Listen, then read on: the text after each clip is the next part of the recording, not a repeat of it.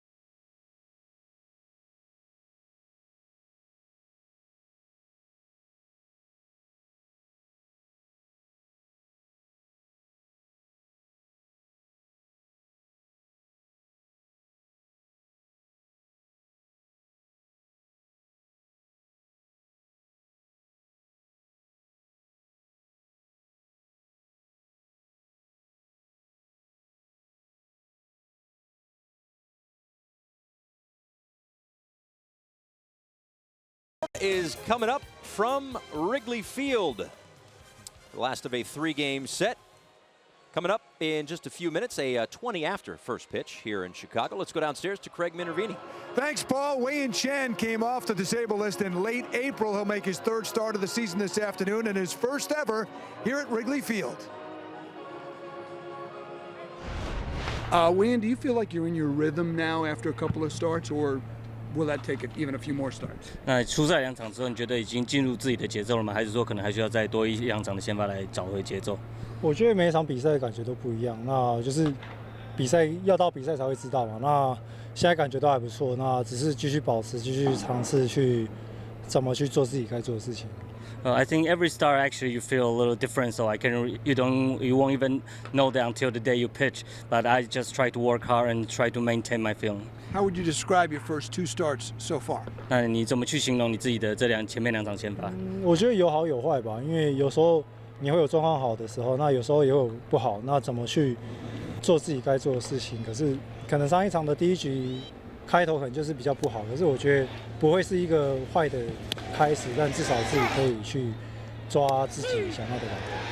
Yes, because sometimes you feel better in some days you don't feel that good. But for me, I just trying to work hard. In last start, probably I had a rough first inning, but I can still learn something from inning and try to work hard and make adjustment. You did well after the first inning in that last start. What was the adjustment? 那就是上一场第1局之后的表现就越来越好了。那是不是有做什么调整？是没有做什么调整，但只是说第1局可能自己太想要去做得更好。那后面只是觉得说尽量去做。可能就是自己的投球的感觉，然后尽量做自己，怎么讲，是怎么去投一场比赛这样子。那很开心，就是后面可以做得越来越好这样。Nothing in particular. I think maybe in the first inning I just trying to be too perfect. So after that I just try to be myself to pitch the game my way. So I'm happy that I was able to make the adjustment. You've never pitched here at Wrigley Field. It's amazing with your career. The excitement of pitching here, your thoughts on this ballpark, which goes back to 1914 when it was first built. 那就是从来你都没有在这个球场投球过，那第一次要在这边投球，那这个球场是很有历史，1914年到现在，那你对在这边投球有没有什么想法？可能就是我觉得，尤其是这边的球迷的热情，然后这支球队也是非常好的一支球队。那我觉得尽量不去多想吧，做自己该做的事情。那虽然说在这个球场跟在红人的球场其实是都一样，都是自己的第一次，那觉得。就做自己该做的事情就好，其他的就不太去多想。Yeah, this is my first time here, and I see Cubs is a very good team, and I see the fans here are very passionate. But for me, I just try to focus on the game I'm gonna start, and because also my last start in the Reds Stadium, that's also my first time. But for me, I just trying to focus on the field, nothing about anything else. You look and see these. This is where Babe Ruth played. It's got the old-fashioned structure. Do you appreciate the history of the ballpark? 那就是以前像贝比鲁斯啊，就是他们就是都有在这边打球，会留下一些历史的脚印。那就是你觉得你对这些历史的东西都有特别有兴趣吗？当然，就是因为他们是一个非常杰出的，对棒球来讲是一个非常杰出也非常有历史的一个球员。那我觉得，在这个跟他们就是怎么讲，就是说可以跟他们用一样的球场，其实应该算是自己的一个荣幸，也是自己的一个。怎么讲，就是非常不一样的感觉。然后我觉得就是能够跟他们使用同一个球场应该是我觉得很开心的一件事情。Yeah, I feel really emotional and I feel very honored to be able to use the same stadium as this great historical figure. They play here, and I was able to play here, so I feel really honored. So Wrigley debut coming up for 32-year-old AT CHN, and a big one for the Marlins is trying to wrap up this road trip on a 500 note. We'll go back to Jessica and Jeff in the studio next.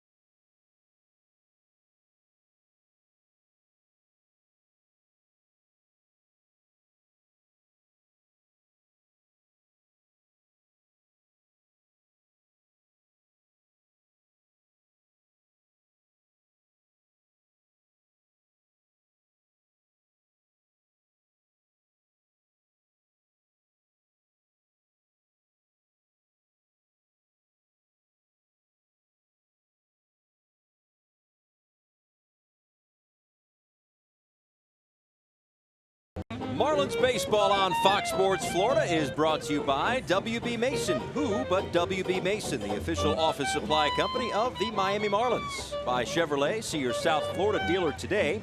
The Lincoln Spring Sales Event, drive into spring in a new Lincoln. And by your local Toyota dealer, Toyota. Let's go places. The ragtime band out front here at Chicago, a classic old ballpark outside of Fenway Park, the oldest yard in Major League Baseball. Yes, there have been some upgrades throughout the years, the recent years that is, but overall still has that kind of old-time feel. It's awesome to come here. Here is the lineup today for Don Mattingly. Miguel Rojas back in the top spot in the order, jumbled up a little bit with a day game after a night game, so JT Realmuto gets the day off today. Martin Prado, who did not play in last night's ball game, is back in at third base hitting second, and Brian Anderson is back out in right field. He'll hit fourth. So the final game of a two-city, six-game road trip. Marlins took 2 of 3 from the Cincinnati Reds. They've dropped the first 2 to the Cubs, trying to even up the road trip before heading back home tomorrow night. As Rojas takes a called strike, we are underway. Beautiful skies here in Chicago.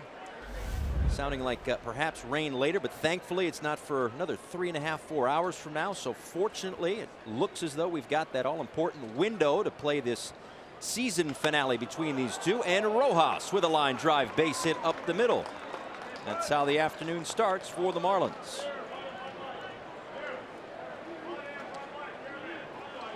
Now, one thing the Marlins know today, they're going to get an opportunity to pick on some fastballs from Quintana. Throws the four-seamer and the sinker an awful lot, about 70% of the time. Rojas does just that. Picks on one and drives it back through the middle. Good start for the Marlins this afternoon.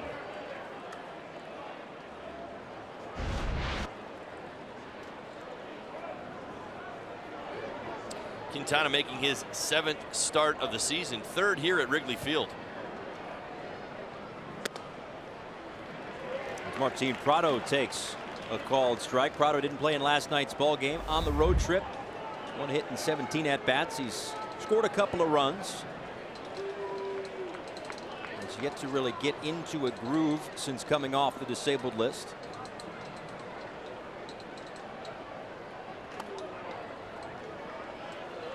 And that one misses, a ball and a strike. Second time this season, as we mentioned before, that the Marlins have been able to see Jose Quintana.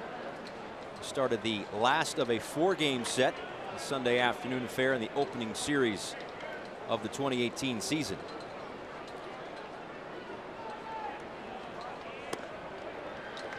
A huge 5-run 5th inning for the Marlins that day, sent them on their way to victory. They'd love to jump Quintana here in the first inning, really respond to the first 2 games of this series that haven't gone their way.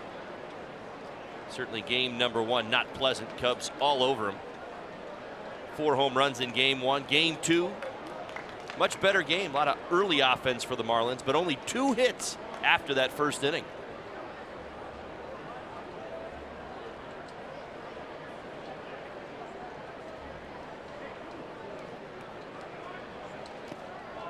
One in the dirt. I know a lot of folks, ourselves included, accustomed to the pitch cast, the strike zone that's on the screen, that at the moment not available for us. We don't have pitch speeds either, but we will try to get that fixed. It's not just us, it's across the ballpark, so it's out of our hands, but we'll do our best to get on top of that. The good folks, the MLB techs, are on the case. Another check on Rojas over at first.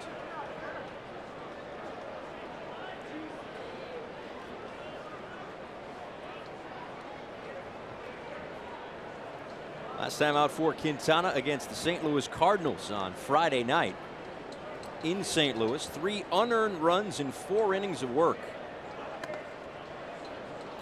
Well, regardless, they were able to drive up the pitch count, the Cardinals, and that's been a big issue with Quintana. 88 pitches in those 4 innings.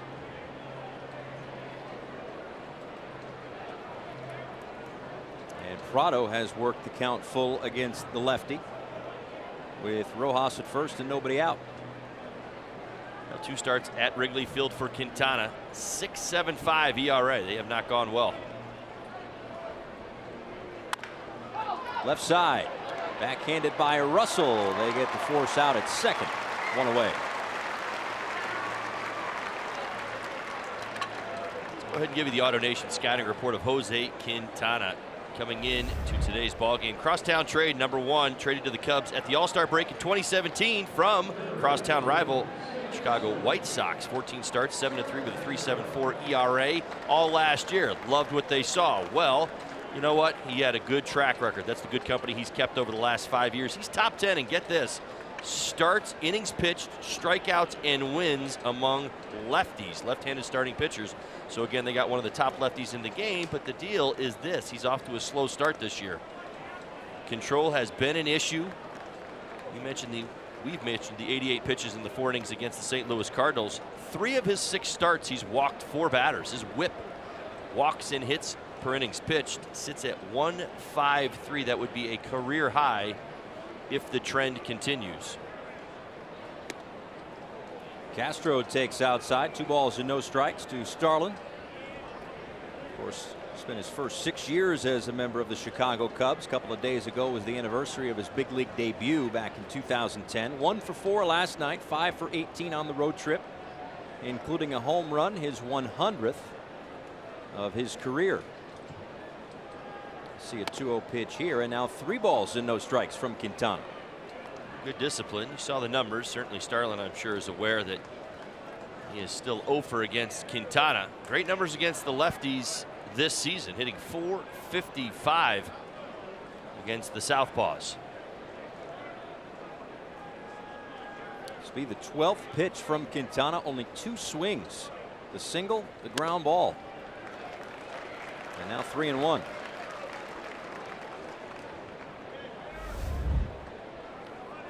Quintana, as I mentioned, fastball, sinker, curveball change.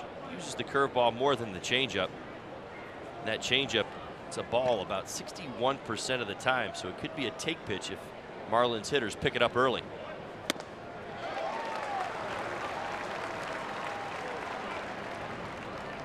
Castro chased ball 4.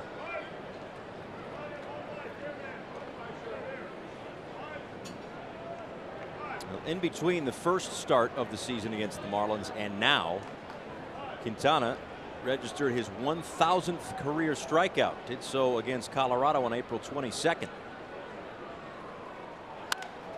Runner was on the move as this one is sent down the right field line and into the seats. Now, in reaching 1,000 career strikeouts for Quintana, became the first Colombian-born pitcher to reach that plateau.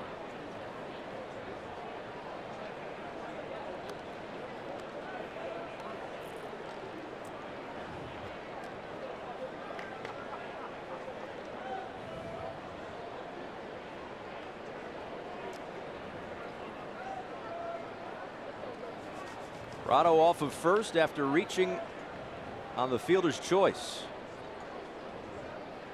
And the 3-2 pitch. Runner goes. Throw down to second is in time. It's a strike him out, throw him out double play to get Quintana out of the inning.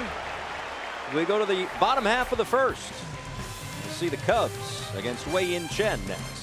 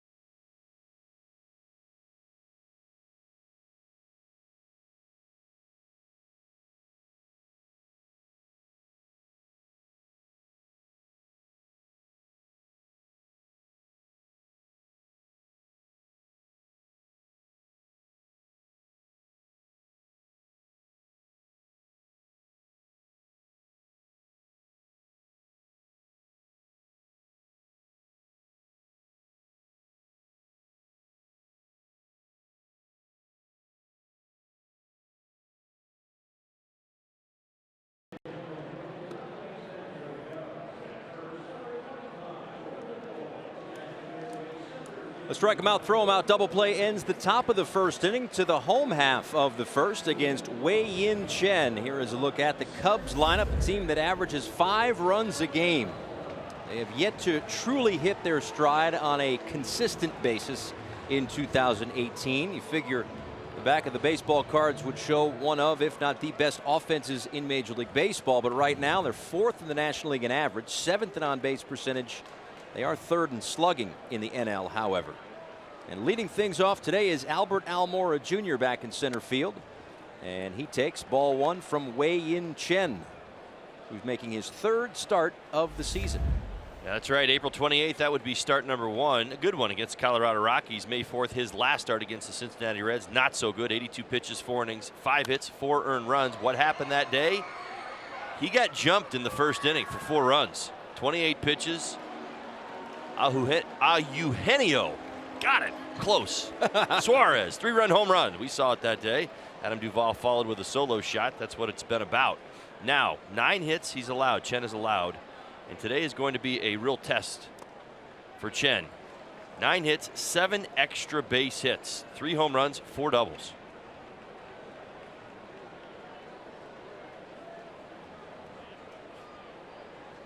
Well, Don Mattingly was asked what he thought of Wei-Yin Chen in his last start. And he said he hung in after the first inning when he gave up the 3-run home run and the solo back-to-back. He looked a little off rhythm. Didn't have his best stuff, but he liked the way that he hung in the ball game. Again, he had some rehab starts on his way back. Certainly not trying to make any excuses, but not yet perhaps in that rhythm. As he gets the ground ball to Castro, backs up to get the good hop and retires Almora.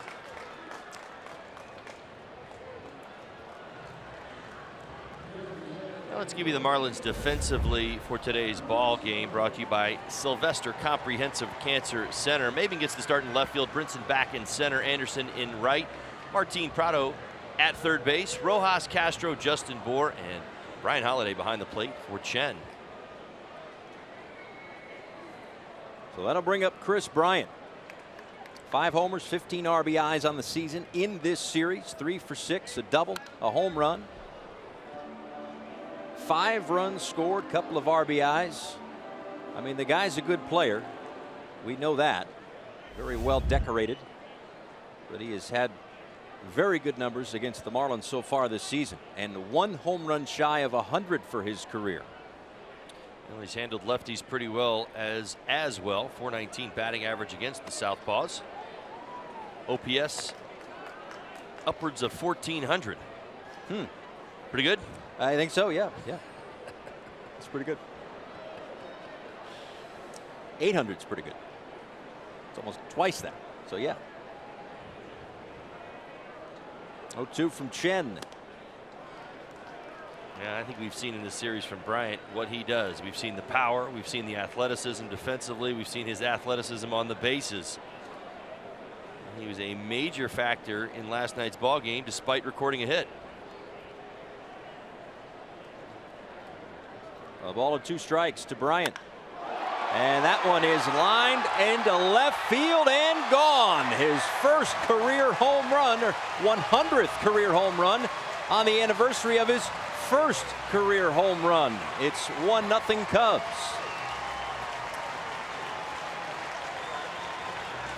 And in Chen's last start, he made some mistakes at the top of the zone. We've talked throughout the 3 games. Marlins pitchers missing at the top of the zone. Let's take another look and see where this one's at. Look where Holiday wants the ball. Look where the ball goes. Just below the letters. Once again, Chris Bryant jumps all over an elevated fastball. So many times pitchers fall victim to the setup. They think if they can get above his hands because he hits in the crouch, he goes up to the top of the zone very, very well. As you mentioned, home run number 100.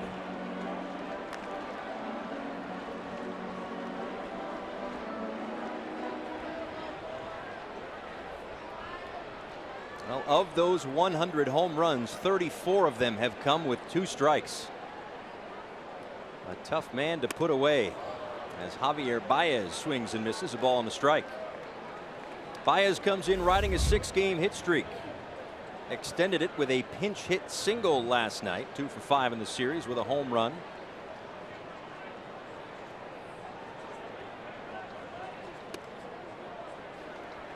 And that home run on Monday was his 10th of the season, and he reached 10 home runs faster than any second baseman in Chicago Cubs club history.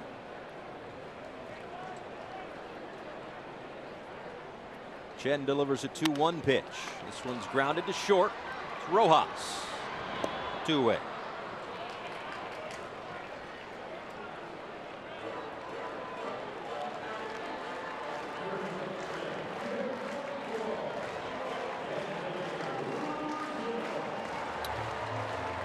So Anthony Rizzo digs in, nobody on, 2 out and a run home. A beautiful day here, 76 degrees. A 20-mile-an-hour wind. You can look up at the flags and see immediately that it's blowing out and to left. Although I do not believe the home run for Bryant was wind aided by that much, at least. Outside to Rizzo. Again, the forecast says maybe around 5:30 local time there could be rain. Both of these teams had to deal with rain on Sunday while the Cubs were in St. Louis. The Marlins were in Cincinnati. Certainly on this getaway day, neither team would like to deal with it. The Cubs have tomorrow off at home before they take on the Chicago White Sox over the weekend. Marlins heading back home. A 4-game set with the Atlanta Braves starting tomorrow night. The 1-1 to Rizzo is in there for a called strike. Rizzo has homered in 3 of his last 6 ball games, 308 in the month of May. Batting average starting to creep up, 2 for 4 last night. Had a hit and run single and a base hit to right as well.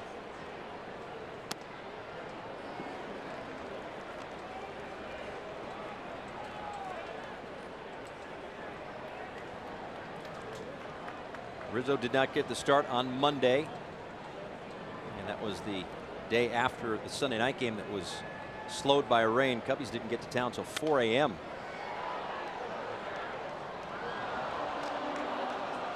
Didn't seem to bother him too much though on Monday night. 4 home runs, 14 runs scored. Little batting practice inside, didn't come out for batting practice on the field and got themselves ready. It's a Joe Madden thing though. We were all expecting that. Swung on and missed. First inning in the books, as is the 100th career home run for Chris Bryant.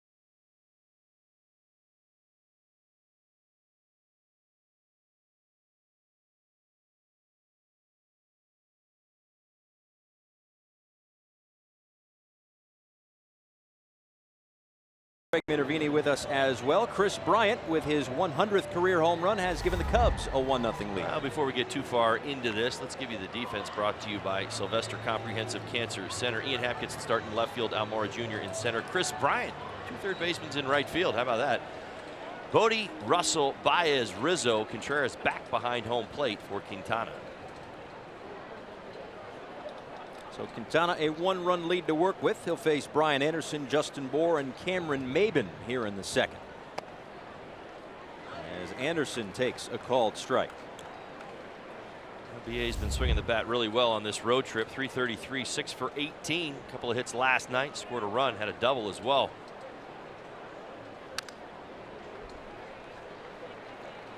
Well, there haven't been many, but he's got a hit in every game he has faced the Cubs. 9 for 25 in the 6 games, 3 doubles, 5 RBIs. Had the big double against Quintana back in Miami. What's really impressed me with Brian Anderson's approach as we continue to learn about him now in his first full season at the major league level. The consistent approach, very impressive to me. He came out, had some big hits early, even the Quintana game going all the way back to the beginning of the season. That big double he hit into the right center field gap. We've seen his approach with runners in scoring position, very consistent. He's slumped a little bit kind of coming on to this road trip. Now he's, as I mentioned, 6 for 18.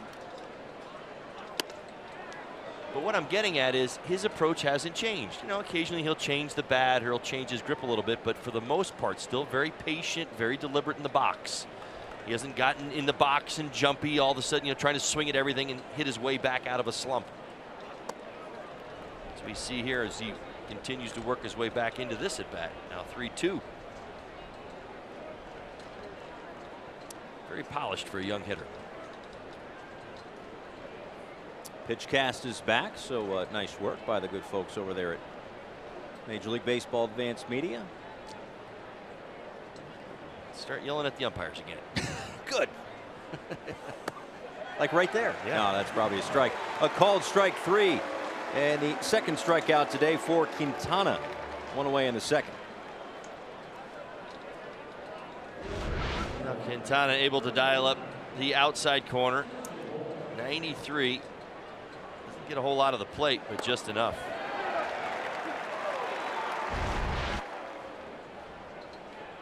So back-to-back strikeouts. If you go back to the strike him out, throw him out to end the first. Here's Justin Bour. 1 for 2 with a couple of RBIs on the 2-run home run last night. Also walked twice. And on the ground, a hot shot to Russell, who has plenty of time. 2 away.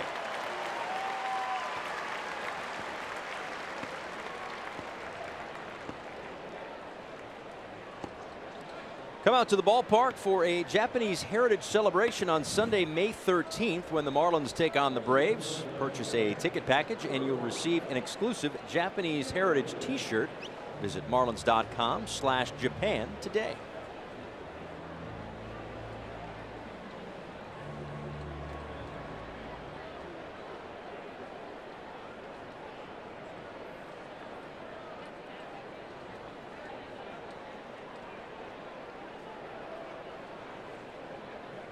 Cameron Maben swinging through the first one. 0-1. So you got the Japan Heritage on Sunday. You got Star Wars night on Saturday. You got Cuban Heritage night on Friday. A lot of terrific reasons to come out to the yard this weekend against the first place Atlanta Braves. Mother's Day's on Sunday too. That's right. You already picked out the pink tie?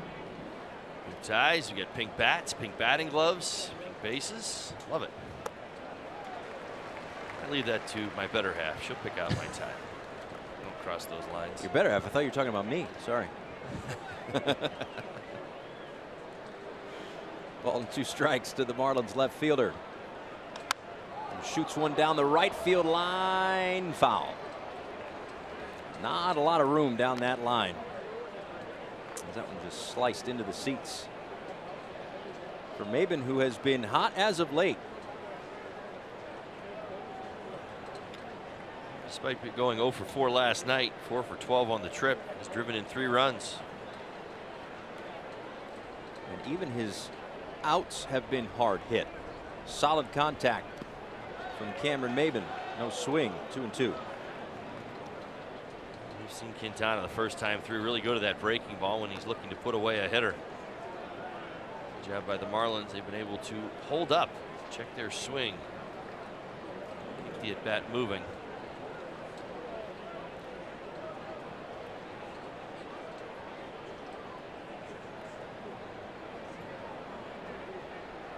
And now the 2-2 pitch from Quintana. Count runs full.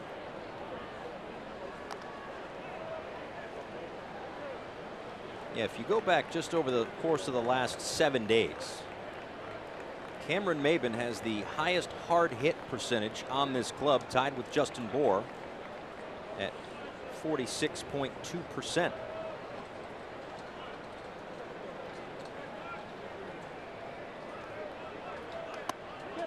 And outside. So the fourth time that Quintana goes to a full count, leads to his first walk. And the Marlins have a base runner with 2 outs here in the second.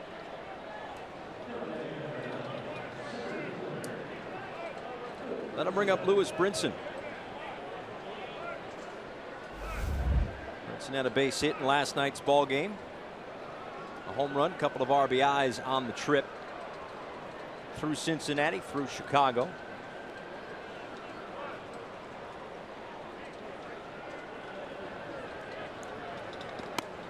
And Contreras throws down to first. As per usual, especially with that open lane, nobody in the left-handed hitter's batter's box. Cameron Maybin, he didn't get a huge lead. He wasn't trying to aggressively get off as far as his secondary lead is concerned. Contreras a lot of times will do that just to put that in the back of your mind as a base runner. That's why he throws to the bases as much as he does. Many of his starters are very slow to the plate. Very deliberate mechanics. Contreras tries to do is shorten the lead and put an awareness in the back of the base runner's mind that this guy will throw at any time. So that secondary can't get as big as you want it to sometimes. You saw Maybin only went 1 step. A lot of guys like to get 2 or 3. It's almost like Contreras has levels of a pickoff move the way that a pitcher does. Sure. You know, their A move, their B move, whatever. He's almost, he's got a couple of variations. Sure, but I think fans need to understand it's not what Maybin's doing that's drawing the throw. It's actually Contreras himself knowing that I can help control the running game by just merely throwing to bases. You know, and that right there, that wasn't to get Maybin out. That was just to put it in the back of Maybin's mind. Hey, man, I'll throw. You know, and I do. If he wasn't thinking it already.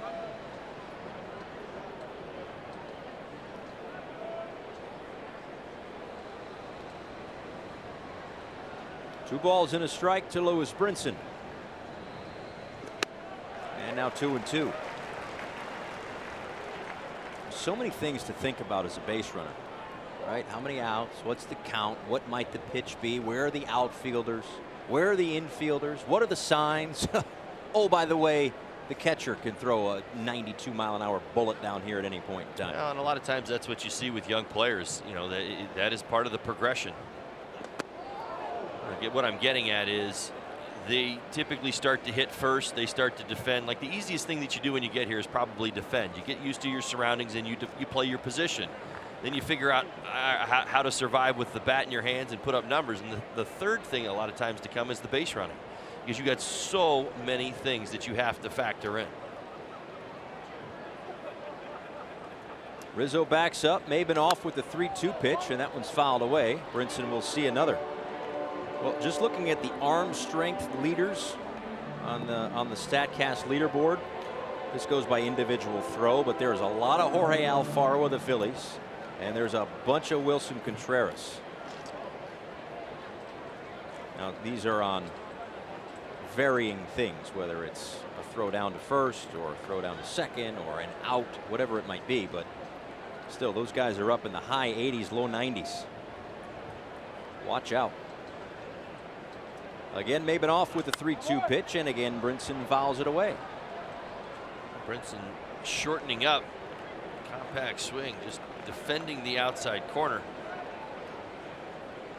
He's not looking to put those pitches in play. He's looking to foul them off. That's the approach.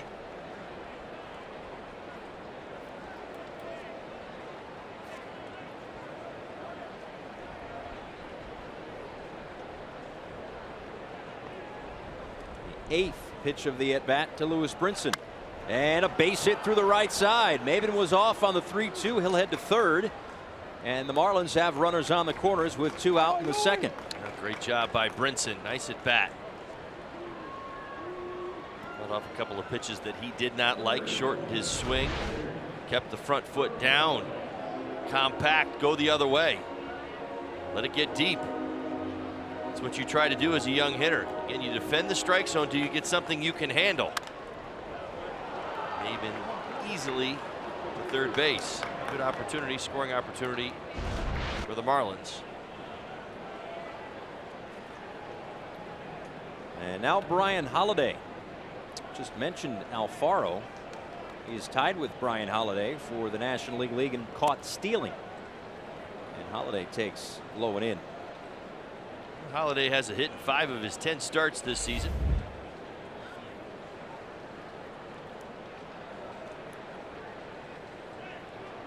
Could use one here to give the Marlins the game tying run here in the second inning. Blocked by Contreras. They check down at first. No swing. Home plate umpires the crew chief Ted Barrett. Nick Lentz is over at first. Lance Barksdale is at second, and Will Little is at third.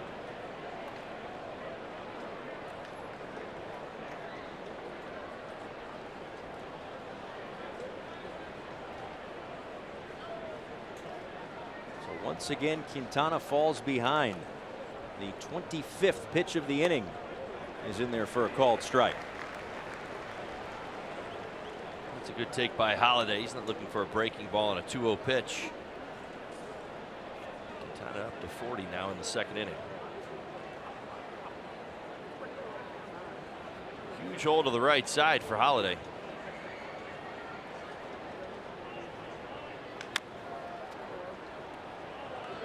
Quintana threw 88 pitches in his last start. Again, that was against the Cardinals. He threw 104 with just 63 strikes in his first start of the season in Miami. 6 innings, 6 earned, 4 walks.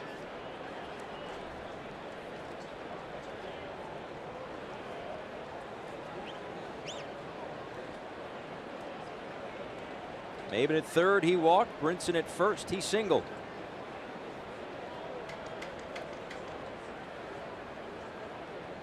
And a 2-2 to Holiday.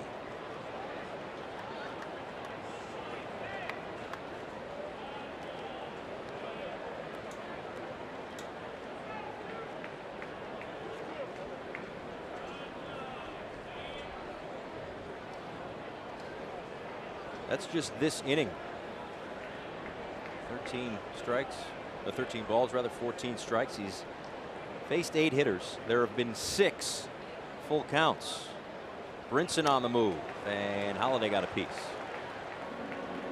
Now, fresh off the marathon game that the Cubs played on Sunday Night Baseball, they needed a big start from Kyle Hendricks. They got it. They got 8 innings. They needed to give some rest to the bullpen. Well, same thing happened yesterday. Cubs had 7 innings worth of bullpen work yesterday. They're looking for a lengthier start from Quintana. So far, they're not getting it.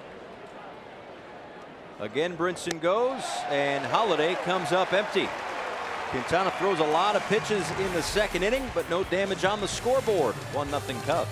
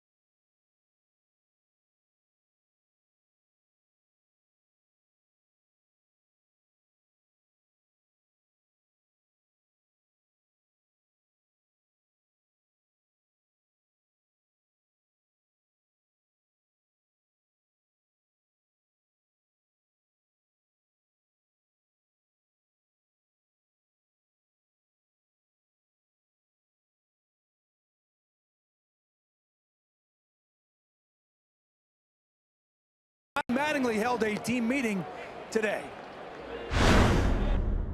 Pick your spots. Yeah. Yeah. Yeah, they quit listening after a while. There's certain things that will bother me more than others. And I feel like holding that in and not expressing that with guys, they don't know if you don't let them know, because I'm not going to be emotional out here. And, you know, because anything you do out here, you're on TV, and then you got to answer questions, and they got to answer questions. I don't want that. I'd rather deal with stuff, you know, internally as a group of what we're trying to do and what we expect, and make sure that they continue to hear what we expect from them. We've definitely got to play with a chip on our shoulder, and when we don't, it shows, and we just can't have it. Guys, overthrow on a key play, not taking the extra base, then you watch the other team take extra base time and time again. Obviously, Castro was a little slow on the trigger last night. It all adds up to a lack of urgency, and that's what Don wanted to address with the team today, and he did. Yeah, it's a great point, Craig, and good piece right there. This club has to play with that urgency every day. It has to be woven into their fabric. It's who they are. When you have the lowest batting average in baseball, when you've scored the fewest runs in baseball, you've got to do a lot of the little things right to compete. And they competed, and their pitching competed last night, but the offense and the defense broke down. Can't happen, and I can clearly see why he would have been frustrated. Starlin Castro able to get to that one, ranging over to his left to take a hit away from Wilson Contreras. One away. Let's go back to last night. This is the cutoff throw. He misses the first one. Anderson does his job in being that second cutoff, but we talk about it. You lose a second and a half. Now Brinson, he's got to be on his way to second base right there. I know that we got hung up on the Dietrich play at the plate, but Brinson, he needs to be coming around first base at 100 miles an hour. 100 miles an hour. There's no attention being paid to you. If Anthony Rizzo cuts that ball, that's what you want to have happen. You want him to come after you so you protect that run at home plate. You saw it last night. The Starlin Castro play just took a little bit too long a time. I mean, these are things like when you see it coming, the ground ball with the infield in. Why are you playing with the infield in? You're trying to get a ground ball.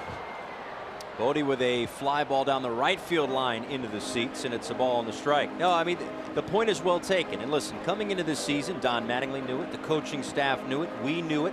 There would be these moments, these learning moments, for a generally young team. Now listen, Starlin Castro's been in the league for 8 years, I understand it. Derek Dietrich's been around, Lewis Brinson, a younger player. But just on the whole, there will be these moments as Bodie grounds one to Rojas at short, and there are two away. There are going to be these moments. It just kind of stinks when they're all on the same night, when they're in a game where you lost big the night before, you get off to a hot start, you score some early runs, and as Don Mattingly put it, paraphrasing, kind of coasted the rest of the way. Paul, in my opinion, this is another step forward. This isn't about learning moments. That's not what last night really was all about. Last night was about effort. These are things that baseball players at the major league level know. You know you bust your butt out of the box at 100 miles an hour every time you get a base hit, anticipating going to second base. Hitting the cutoff, man. Listen, Derek Dietrich has been working his tail off in left field to get better at what he's doing, but you know you can't miss the cutoff, man, in that situation. Starlin Castro's got to know how that play is supposed to go with the infield drawn in. That's what I think is where the frustration lied last night.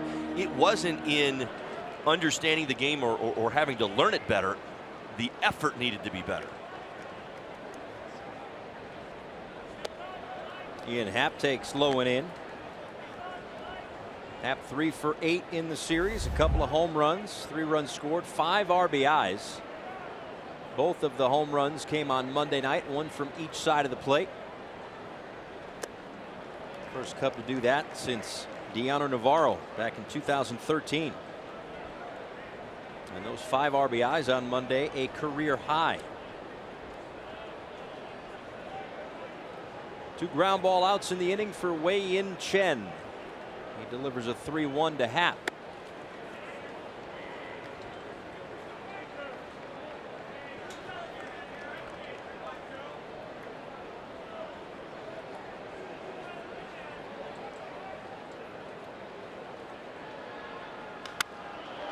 In the air to right field, Anderson on the edge of the track, drifting to make the catch. Never easy out here at Wrigley, is it? 1-0 through 2.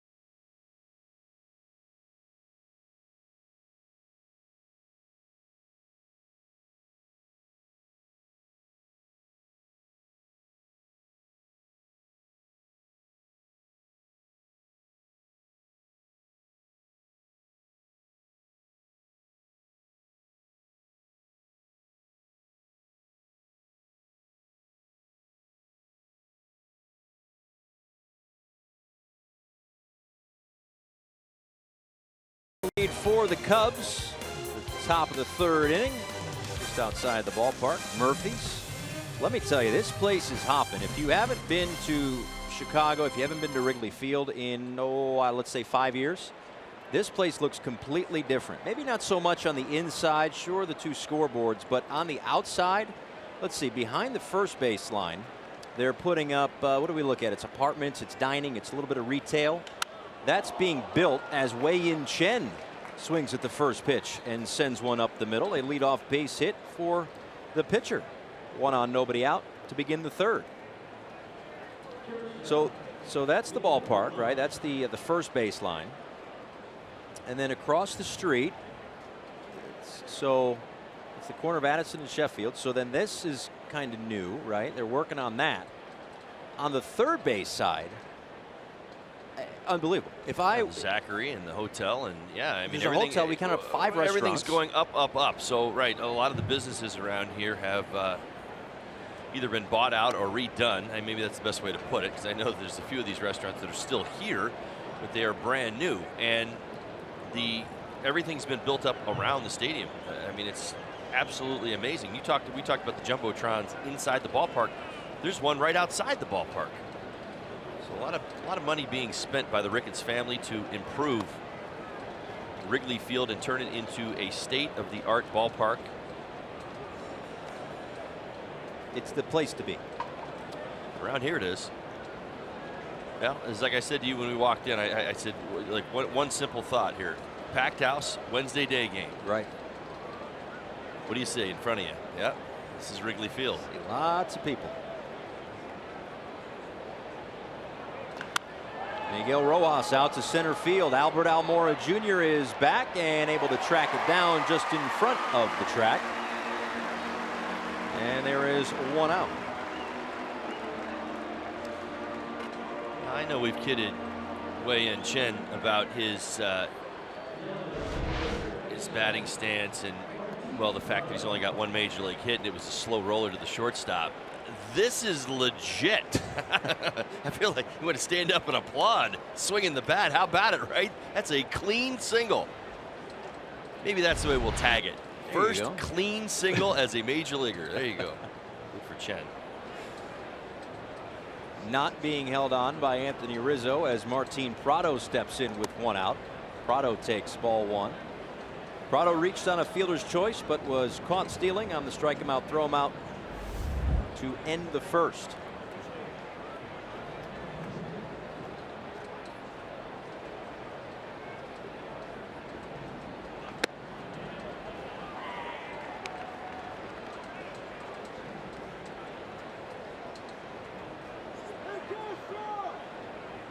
Quintana has not allowed an earned run in his last 11 1/3 coming into this one.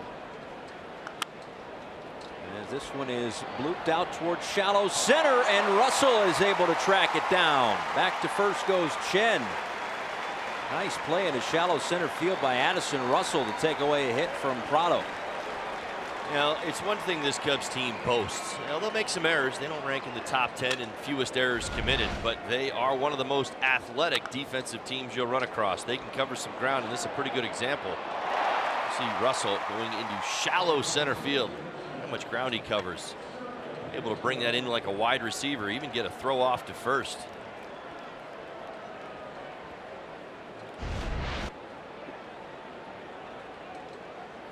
Now 1 on and 2 out for Starlin Castro.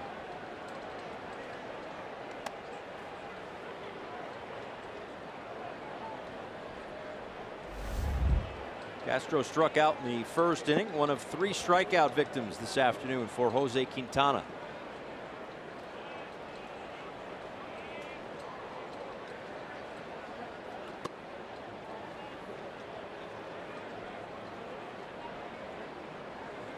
Quintana threw in the neighborhood of 30 pitches in the second inning. Faced only 5 batters, but came out of that frame unscathed. As he got a strikeout with runners on first and third. And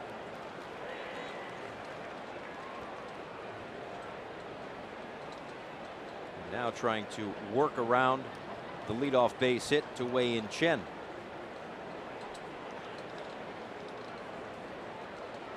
1 to Castro, grounded up the middle. Baez will take it himself, and the inning is over. Through 2.5 at Wrigley. It's 1-0 Chicago.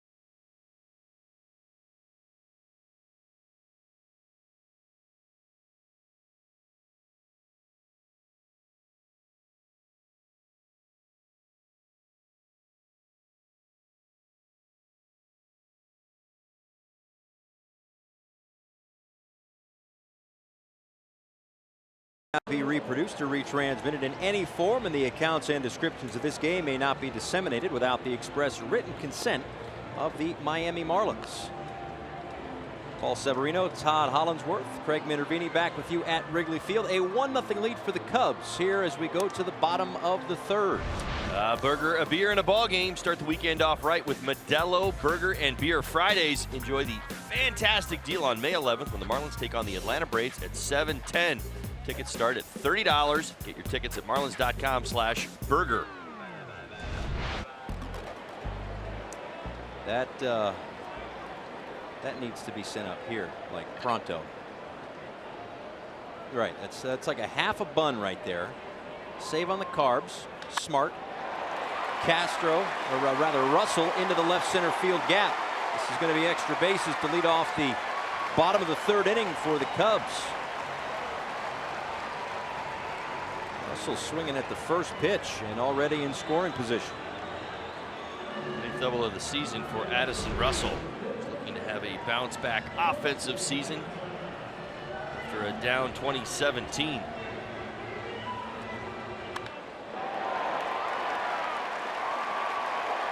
Starting to heat up. Came into today's ball game, 314 over his last 11 games.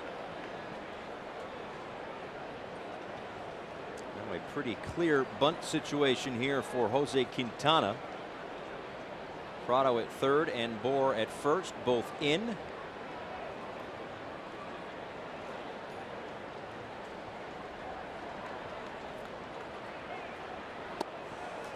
he pulls it back, a ball and no strikes.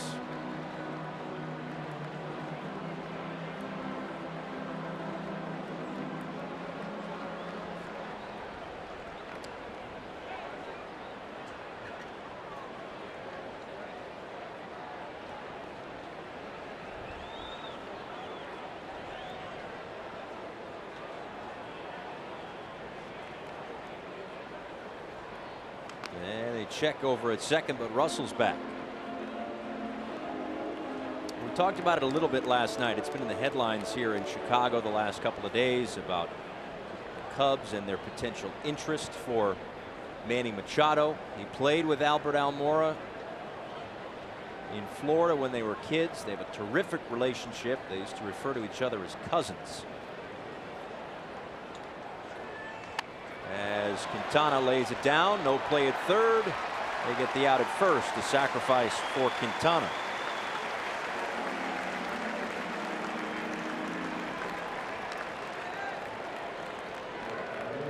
or not the Cubs are that interested, that motivated to go after a guy like Manny Machado. What we have seen, Gordon Whitmire of the Chicago Sun-Times wrote the other day that it might be a guy like Addison Russell as the centerpiece going back to Baltimore. Of course, we're still a couple of weeks or a couple of months even away from the trade deadline, but something to follow in Chicago. Russell has said he loves it here. He understands that it's a business.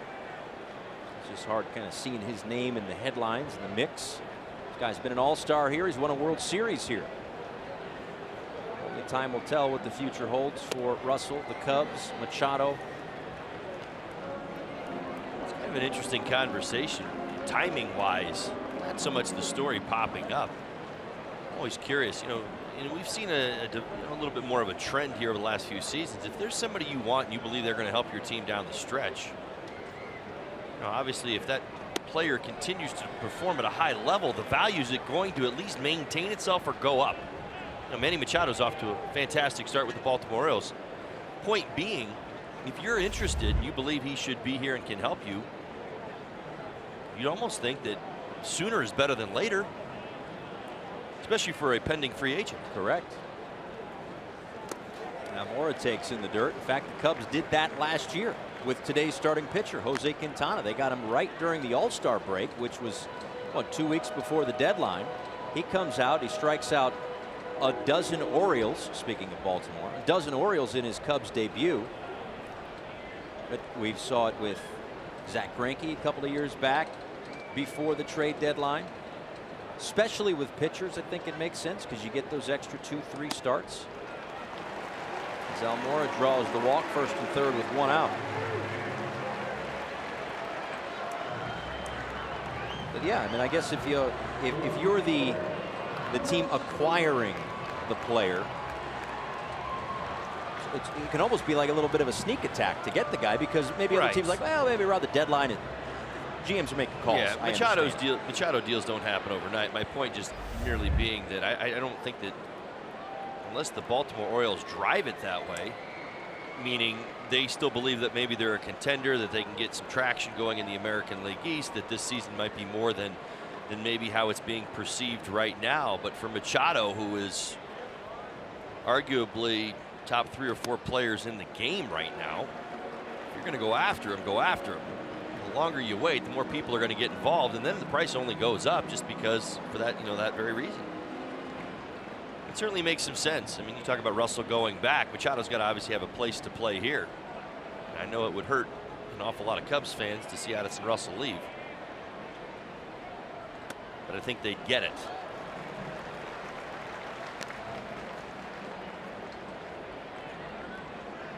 Well, whatever happens with Machado, if it's here in Chicago, if it's somewhere else, if he ends up staying in Baltimore the whole year, can't quite see that being the case just looking at it from a distance, but it's going to be an interesting free agent winter. Two balls and no strikes to Chris Bryant, who hit his 100th career home run on the anniversary of his first back in the first inning. A solo shot to left, and this one out to right center field. Brinson on the run, looking up, he'll play it off the wall. Russell will score from third. Over to third goes Almora Jr., and it's an RBI double for Chris Bryant.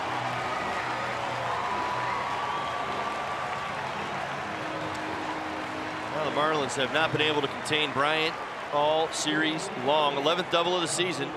6th home run, his first at bat. The extra bases continue to come. Breaking ball to the outside part of the plate. That's how hot he is right now, right? Elevated fastball, home run to left. Breaking ball away on a 2-0 pitch. Double to center field. Over the head of Brinson. Juan Nieves and the infield out to talk with Wei-Yin Chen. I'm not saying that ball wasn't hit hard, but was that just an example of how the ball carries here on a windy day? Absolutely. Flags blowing out to left. I mean, it was a well-struck baseball, but you saw how it gets over the head of outfielders quickly. And that can happen here. Now watch Brinson track the baseball. He thinks he's got a pretty good read on this as he's making his way back. The next thing you know, the ball's 20 feet over your head. A lot of times that will happen. We described it in game one. Remember, this is Wrigley Field. It's older stadium, doesn't have a, it's not very high, very tall. A lot of that wind gets right over top the stadium, and when it's blowing out, boy, it just kind of creates a channel, a current that the ball just rides on and rides out. Javier Baez now, 2 in scoring position, 1 out for the Cubs.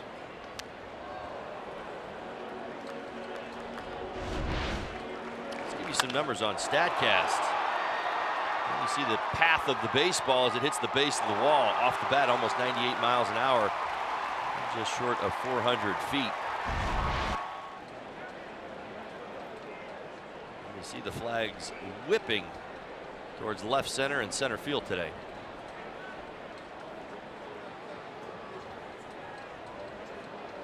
0-1 to Baez, who grounded out in his first at bat. This one to Rojas, slides, comes up throwing, but not in time.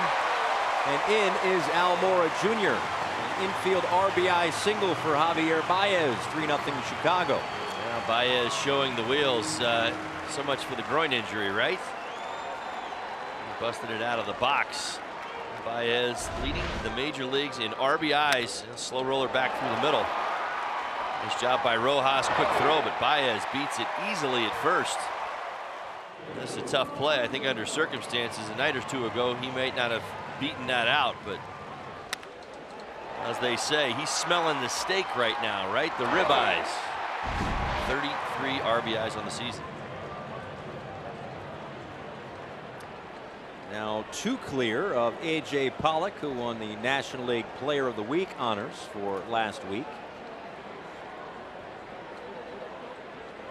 Anthony Rizzo with runners on the corners and still 1 out here in the 3rd. Rizzo now to right field. Anderson is back. He's looking up, and that one is gone. A 3-run home run for Anthony Rizzo. And the Cubs have opened up a 6-0 lead. Well, the potential for offense today at Wrigley Field has now been proven by the Chicago Cubs. Anthony Rizzo, his 5th home run. 4th home run in his last 7 ball games.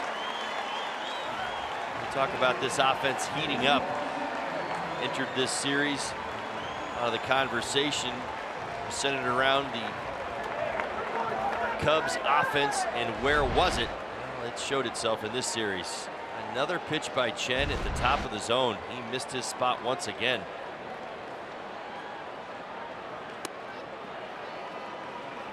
I told you coming into the ball game, Chen had given up 9 hits, 7 have gone for extra bases, and for Chen, he cannot live at the top of the zone.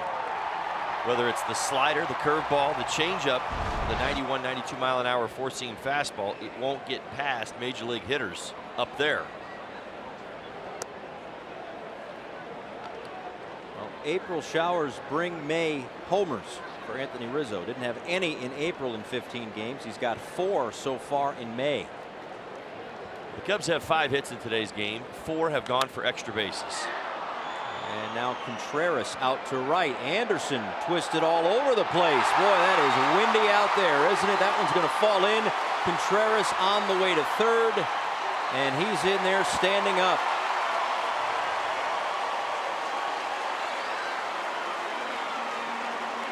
It's ruled a hit. Well, off the bat, it looks like a routine fly ball. As it makes its way into right field, you'll find that the ball will do crazy things. Got to maintain a strong base. He does. He kind of tries to get himself back as quickly as he can, but you see how the ball ultimately drifts all the way back towards the Sloan sign. He had that pegged, I'll say 15, 20 feet to his left. He was actually running towards the well out in left field. And that ends up hitting the metal door. So the infield in.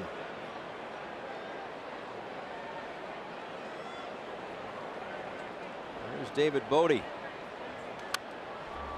Last 4 batters: Bryant double, Baez single, Rizzo homer, Contreras triple.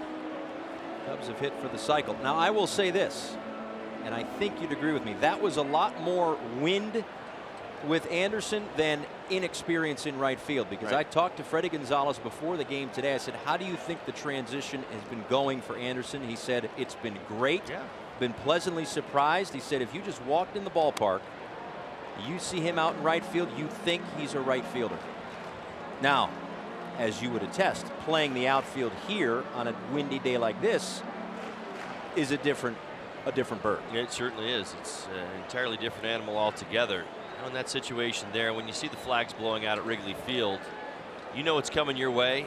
I used to think the panic, which was to get to the wall as fast as I could and then come back in. And the reason I say that is because it's always going to be farther than where you think it's going to come down, especially when the ball gets atop Wrigley Field and the wind gets a hold of it.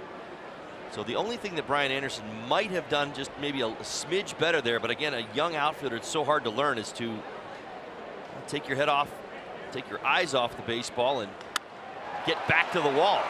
And he'll leap to make this catch in right center field, but it will be deep enough to score Contreras. A sac fly for Bodie, and a 7-0 lead for Chicago.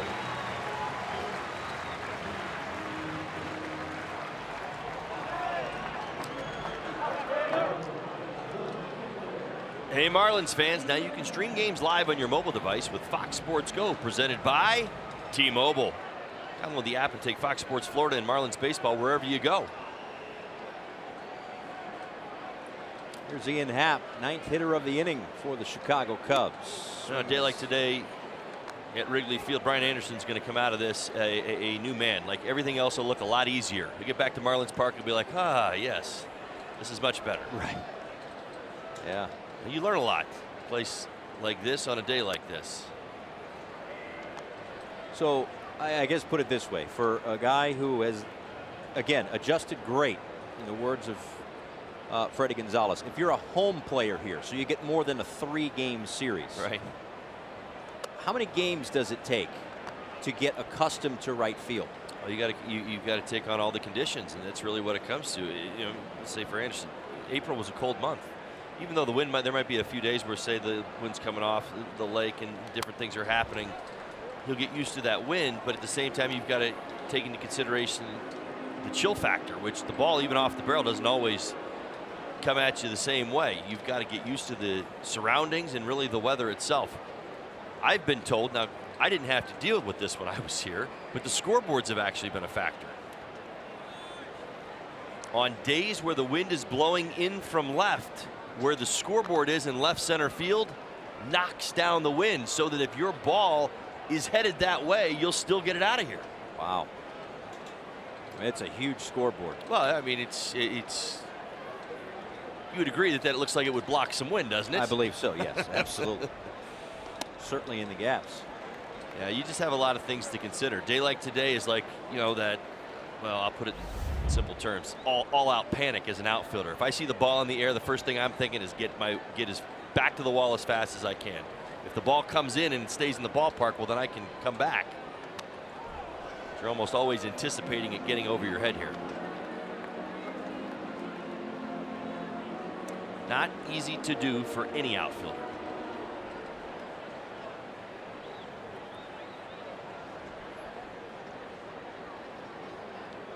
A 3-2 pitch to Ian Happ. Gets another piece of that one and fouls it back. The inning started with a double for Addison Russell. He moved to third on a sacrifice bunt. Almora walked. It was first and third. Bryant had an RBI double. Javier Baez, a base hit on the infield. A 3-run home run from Anthony Rizzo. A triple from Contreras. The sac fly from Bodie. And now the walk to Ian Happ.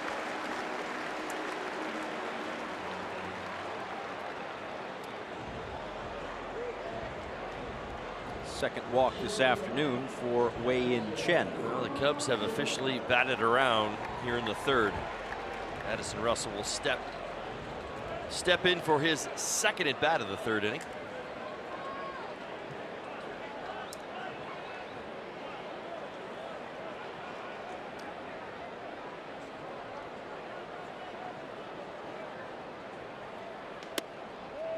He started it all with a double. Takes ball one.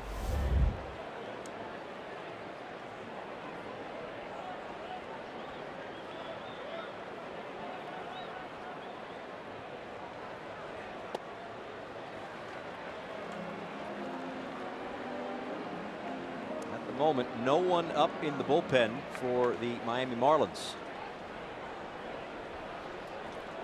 Bullpen's located inside the brick walls as they moved there at the beginning of last year off the field. It's the one thing that has to be considered. Remember, the Marlins are not off tomorrow. No, they're not. They're going to be back home in Miami playing a 4-game series against the Atlanta Braves. Oh, by the way, who have one of the best young offenses in the game right now. Strike to Russell. That has been the challenge of Don Mattingly, you know, through the early part of April, obviously month of April and early May, is balancing some of these games out with that in mind. Mike Foltynewicz and Caleb Smith, the 2 starting pitchers. Also keep in mind that Tyler Cloyd pitched 3 innings in a long man kind of role on Monday night, and he threw quite a few pitches in those 3 innings of work. 86 more than starter Harlan Garcia. So Cloyd, a couple of days after that, not available. Marlins Live pregame show starts at 6:30 tomorrow night.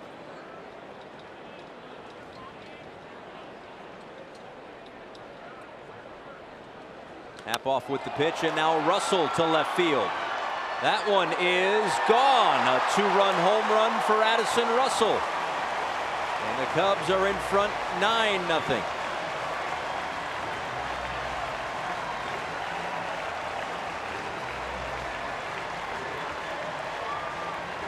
Well, Chicago Cubs are certainly enjoying this matinee on getaway day for the Marlins. 9-0, 3rd inning. Addison Russell, first home run of the year.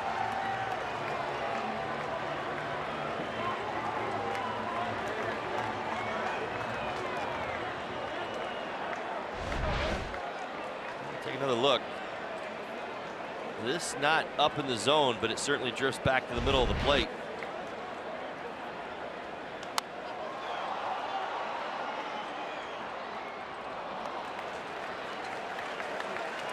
As Anderson makes the catch against the wall, the inning is over. 8 runs in, 9-0 Cubs.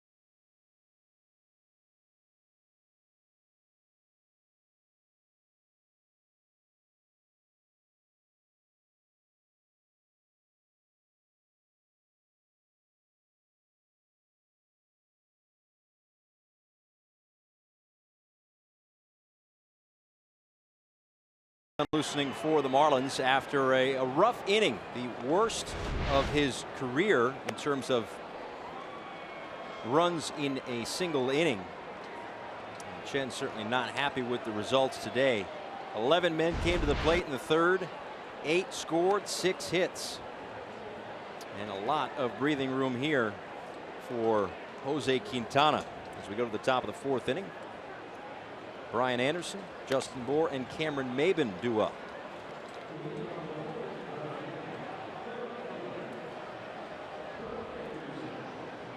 Time for our Toyota Inside Look.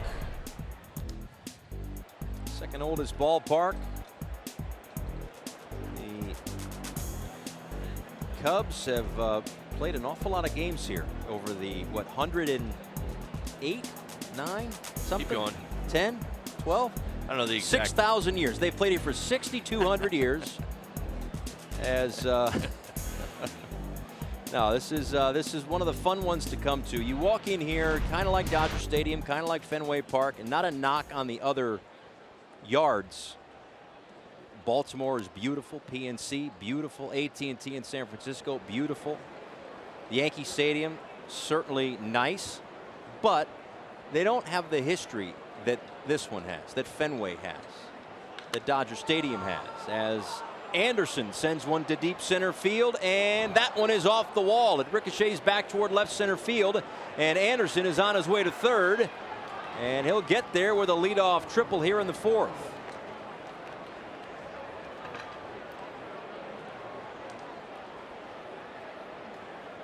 Well, Anderson has used center field here at Wrigley Field to his advantage all series long. Why not one more time? Center cut fastball. You see Quintana drop the head right away. Question is this ball going to leave the yard? More on his horse trying to get back. Hits just underneath the basket. That's what ricochet looks like off the bricks. And now Justin Bohr swings and misses 0-1.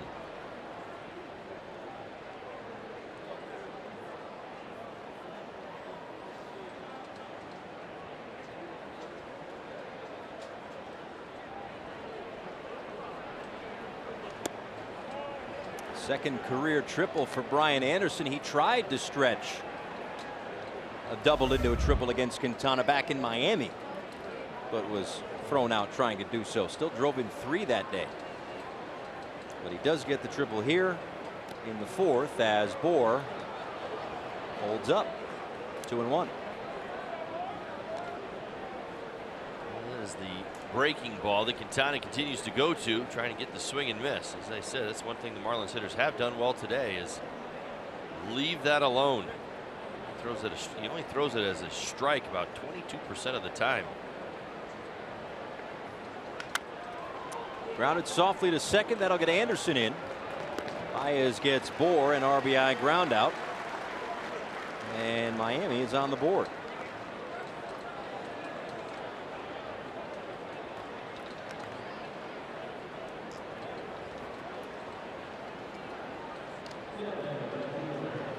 Now you got to start somewhere if you're the Marlins.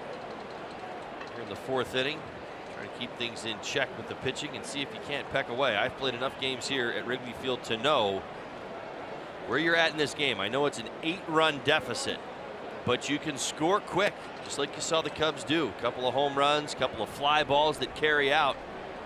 Next thing you know, you'll find yourself in a ball game. See if the Marlins can put a string of quality at bats together. Climb back into this one.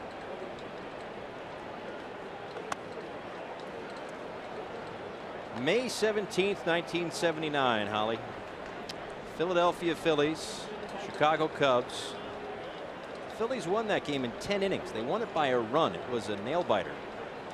23-22 was the score. Yeah, I'm willing to bet the winds were just blowing out slightly that day. 18 miles an hour in, according to Baseball Reference, an unknown direction, but I think we know what direction it might have been. Towards the ivy. Phillies scored 7 in the first. Cubs answered back with 6, and that's when you knew you were in for a long one. Well, hey, you got lots of offense and an exciting game on top of it. That's right.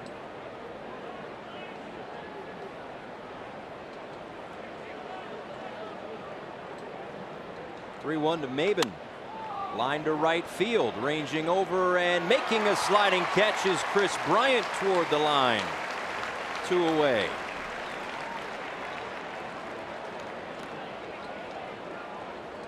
A nice running catch by Chris Bryant. So much so, we're going to name it the fresh catch of the day, and why not? Accelerates through it. That's the one thing that you see. You know, remember, Bryant A third baseman by trade. He certainly picked up some games in the corner outfield spots throughout his career, and Joe Madden likes to give him some opportunities, some reps in the outfield. Key to playing here, as we mentioned, acceleration through the catch. Bryant did just that. Here's your bonefish catch of the day.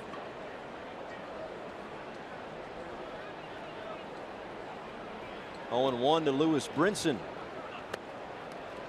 You know, while I've got the box score up from that game in 1979, the line score: Phillies 23-24-2, Cubs 22-26-2. That game was played, that's amazing, in 4 hours and 3 minutes. Isn't that astounding? And we play 4 hours and 3 minutes in a 1-0 game nowadays. That's true. It's funny. It's a big day by David Kingman. Dave Kingman that day, 3 home runs. Larry Boa was 5 for 8 in that one. It's fun to just kind of dive into this. Bill Buckner had 7 RBIs. Kingman, as you mentioned, 3 homers, 6 ribbies. Well, what was the total combined hits for both teams? But 52, 26, and 24? 30. What a dope. 50. 50, right? 30. 50 hits combined. It's like Christmas morning. Chopped to short. Russell with a strong throw. Marlins get one back, though, on the RBI ground out from Bohr through 3.5.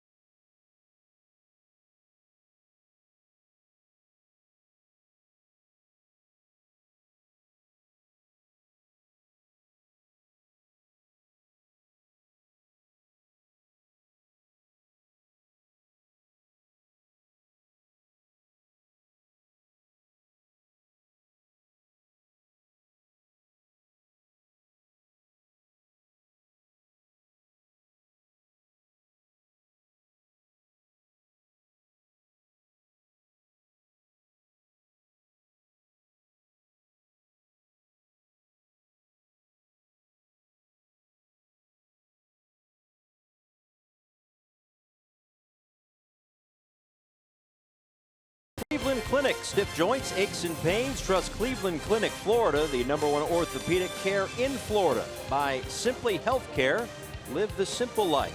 And by La Lechonera, the original mojo since 1970.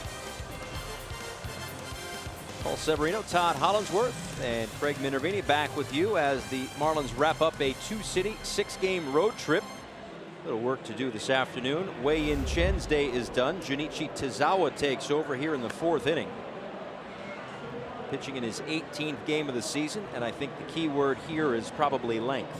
They certainly would love to get a few innings from Tazawa this afternoon. Pitched earlier in the series, game number 1. 1 inning, 1 hit, had a couple of strikeouts. Done a very nice job against the lefties this year. 185 batting average against. It's the righties that have given him problems. 360.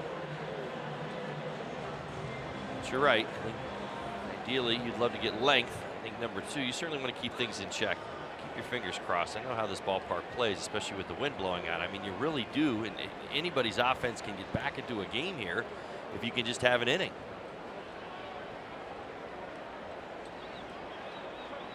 Albert Almora Jr., the leadoff man for the Cubs. First pitch swinging, and that's a base hit.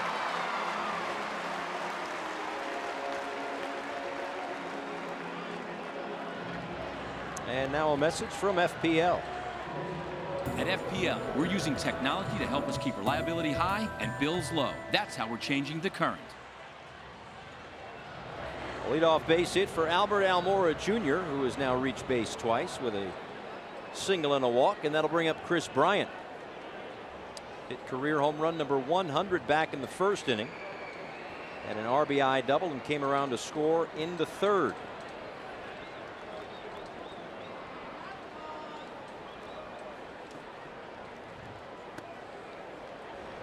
Eight-run third inning for the Chicago Cubs. 8 runs, the most allowed in an inning in Wei-Yin Chen's career. 9 runs, the most he had ever allowed in a game.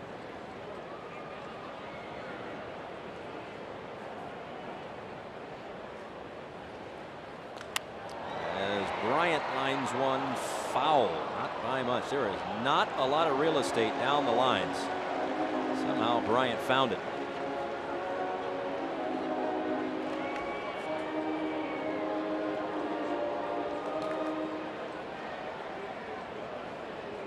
Day game at Wrigley Field.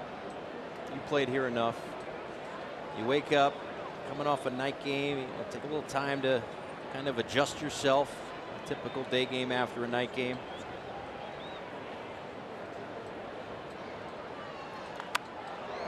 Is it like a cold shower that just wakes you right up when you come outside and you see that the flags are blowing out? Yeah, it's pretty close.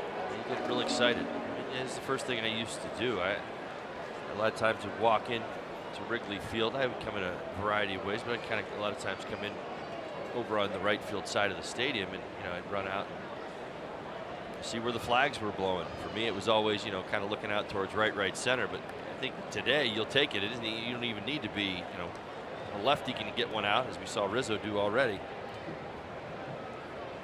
Anything hit hard in the air, very good chance that it ends up at least in the basket.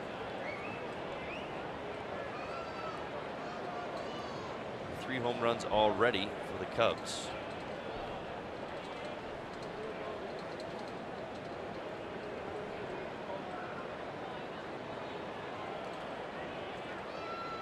Two to Bryant with 3 men on the left side of the infield. This one line foul again. A lot of times the idea of playing here would be, when you have a really bad April that's freezing cold and everybody's batting average is struggling. The idea was to kind of hold your own in April and get to the warm. That would be the conversation behind the scenes. Like Chris Bryant's in a perfect position to have a huge year. He had a really good April despite the cold temperatures, despite a lot that was going on here in the offensive struggles that the Cubs were going through. Bryant has been immune. Javi Baez, my goodness, the hitting conditions are only going to get better as the season goes on. Bryant to left, Maben back, and he makes a catch. Leaping to make the catch and then into the wall. Nicely done by Cameron Maben on the track in left field. Wow, what an effort by Cameron Maben. Looks like he's going to be okay. A couple of seconds to catch his breath. Quick reaction. Drop step back to the wall, and the ability to extend in the air. My goodness, what a catch.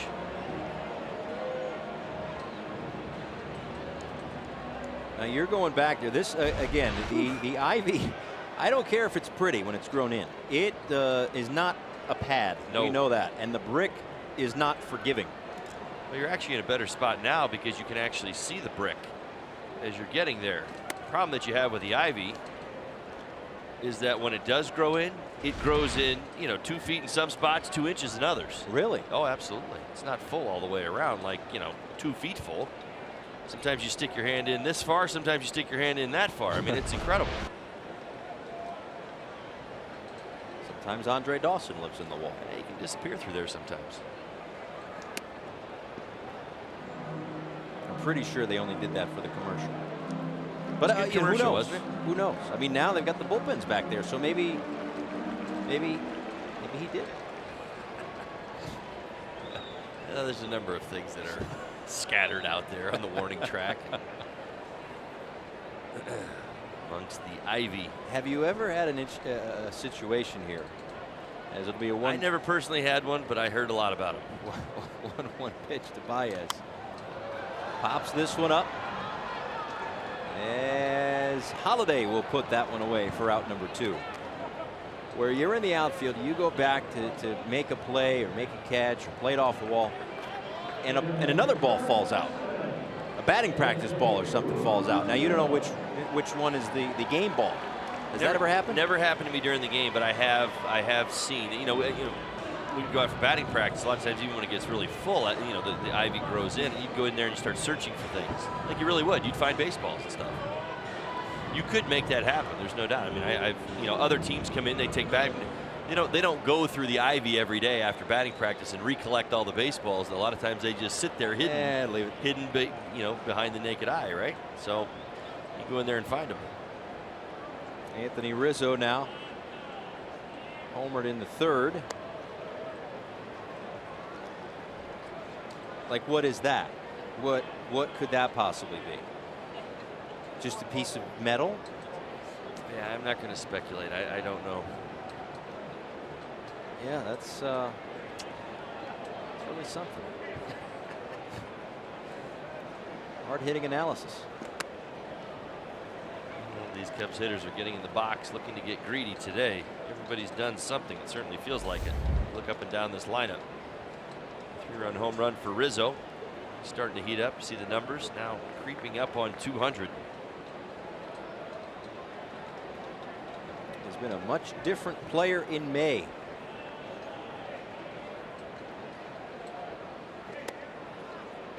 Two and one.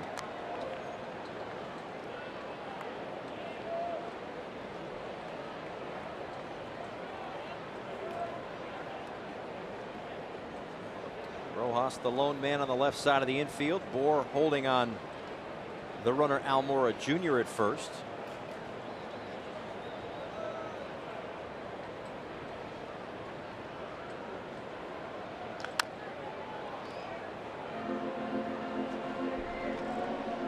Anthony Rizzo, the longest tenured Cubs position player. Already been traded a couple of times in his career, but has certainly found a home here. Always been connected to either Theo Epstein or Jed Hoyer. Hoyer was in San Diego, traded for him from Boston. When they both got here, they traded for him from the Padres. And this one is lined down the right field line. Fair ball. Almora Jr. on his way to 3rd. Brian Butterfield is waving him around. Here's the throw. And it will be sent toward 3rd. An RBI double for Anthony Rizzo.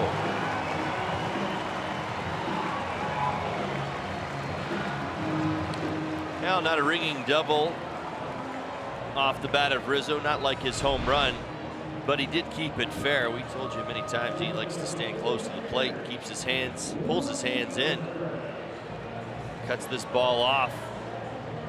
Soft line drive down the right field line. Well, this is a deep corner. You won't find a deeper corner in baseball. 355 as that settles in and drives in another Cubs run. That is just the first double of the season for Anthony Rizzo. Mentioned his early season struggles. This is a guy who has consistently been in the 30 to 40 double range in his career, topping out at 43 doubles back in 2016. Contreras swings and misses.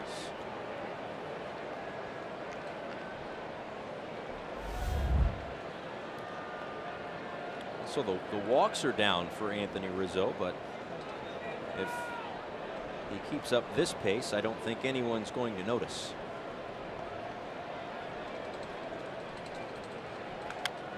We kind of documented some of that just a little earlier in the series. You know, the idea, a lot of these young hitters at times will try to get it all back at once.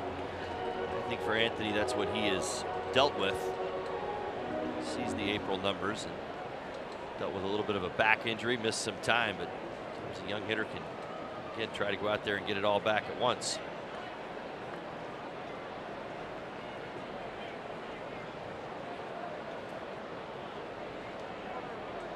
Oh, and 2 to Wilson Contreras. down by Holiday, a ball and 2 strikes. Contreras tripled and scored back in the 3rd and grounded out in the 2nd. Mike Foltynewicz, Caleb Smith, the 2 starting pitchers tomorrow night as the Marlins head back home. They'll have a 7-game homestand. 4 against the Atlanta Braves.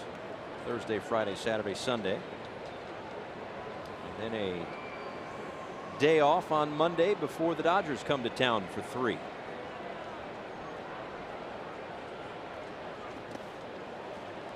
fact, the Marlins have seen the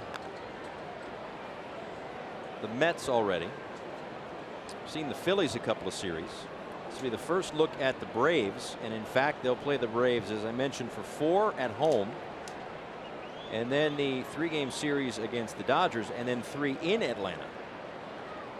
They don't see the Nationals, just looking at their NL East foes, until May 25th, 6th, and 7th.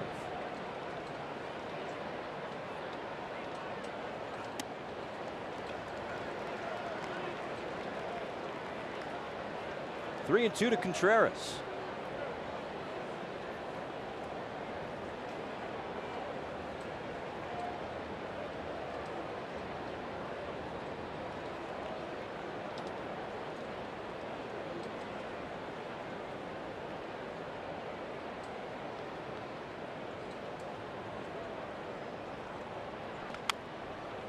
And he'll see another.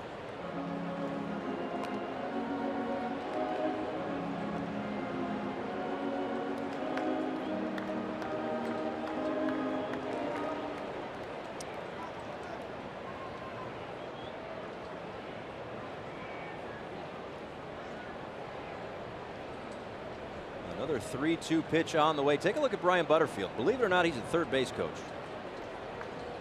And he is standing just outside U.S. Cellular Field on the south side of the city.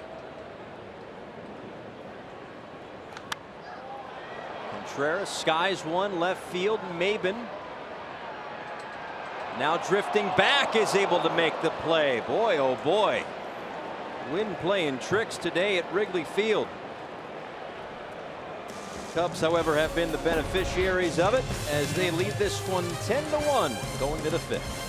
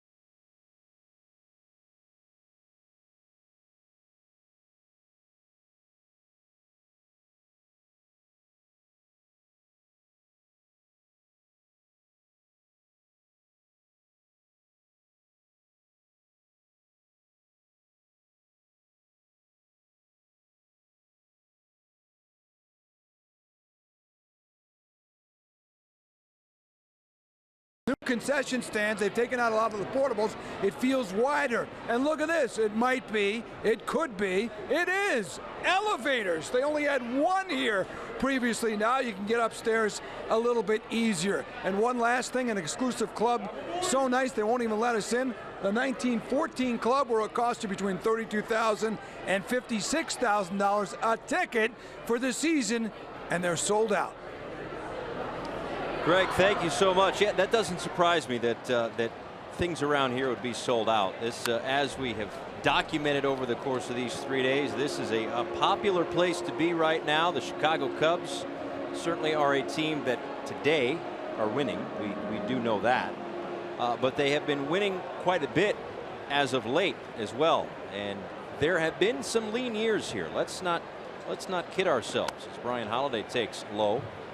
It's Holiday, pitcher spot, and then Miguel Rojas due up here in the bottom of the 5th inning. Well, since 2015, the Cubs have the second most regular season wins at home in all of baseball, 164. They trail only the Dodgers. So it's all roses now. But if you go back 2010 to 2014, they finished in 5th or 6th. Remember, the Astros are still in the Central. 5th or 6th in the NL Central. Every season they were under 500. Their best season was 75 and 87 back in 2010. The next year they lost 101. And oh, by the way, when they won in 2016, they ended a lengthy drought. We'll put it that way. 108 years. As Holiday fights off another.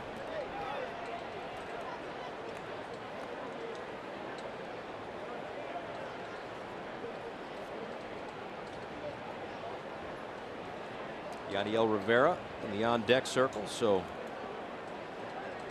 just an inning of work for Tezawa today. As Holiday swings and misses. 4th strikeout for Quintana.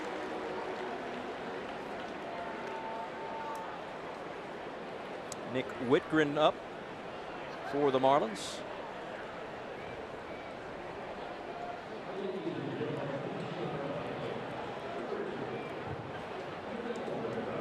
A situation at this point where everybody just gets an inning. As Rivera slices one into the seats. Rivera 1 for 5 on the road trip. Played last night's ball game.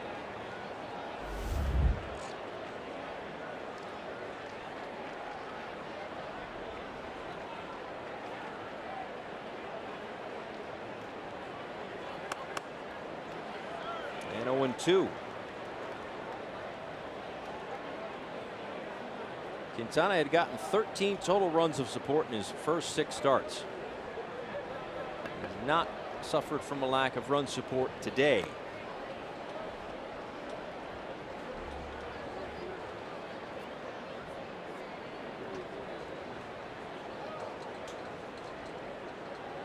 Rizzo has a home run in this one. Bryant has a home run. Russell has a home run. Back-to-back strikeouts here in the 5th. Well, for Quintana, able to settle in. He's had a whole lot of run support this season, but pitching with a lead, it would be more aggressive in the strike zone. It's a big bender.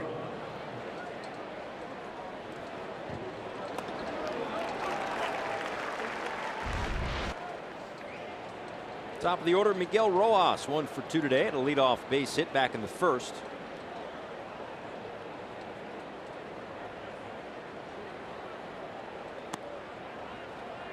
Entering this ball game, Quintana a 4.07 ERA in 20 starts as a Cub. 56 points worse than the career average that he had while pitching on the south side of Chicago with the White Sox. Sometimes it's hard to figure out. You generally expect that spike to go in the opposite direction merely based on the designated hitter. Comes over to the National League, no more DH. He's got to pitch to, well, himself at the bottom of the lineup, if you will, and ERA goes up.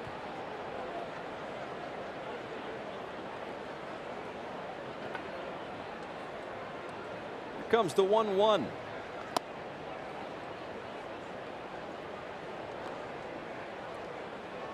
Don't often see too many trades between those two teams, do we? No, not in. Well, that's again. That's why it made it all the way to the AutoNation scouting report. I mean, it's when you having lived here for a large portion of my life, yeah, there's not a lot of transactions between. Well, I mean, think about it this way: when are there a lot of transactions between any cities where you've got, you know, two teams? You know, you've got a constant reminder potentially of the deal itself. So, anytime you're talking about a significant player, you worry about the fallout. Or at least I would anyway. And another base hit for Miguel Rojas into right center field. His second of the afternoon. A 2-out single here in the 5th. Good to see Miguel heating up at the end of this road trip. His 5th hit on the trip. 2 base hits to center field today. Opened up the ball game with a crisp single to center, much like the swing you just saw. Stayed inside that fastball, driving it back through the middle. 6th multi-hit game of the year for Miguel Rojas. And now Martin Prado. Prado dropping the batting gloves for this at-bat. Care to venture a guess as to why? Martin's looking for his rhythm. It's as simple as that. 1 for 19 on the trip. I'll tell you why. He's trying to get his stride, trying to figure out the swing and the consistency and the approach. Find the barrel as often as possible. He's putting together quality, but like you watch him, it's not like he's swinging early and, you know, you can pick up on a pattern in his sequencing or he's being too aggressive. But he's had some good moments, but at the same time he's struggled a little bit to find the barrel. Now he's just trying to get going.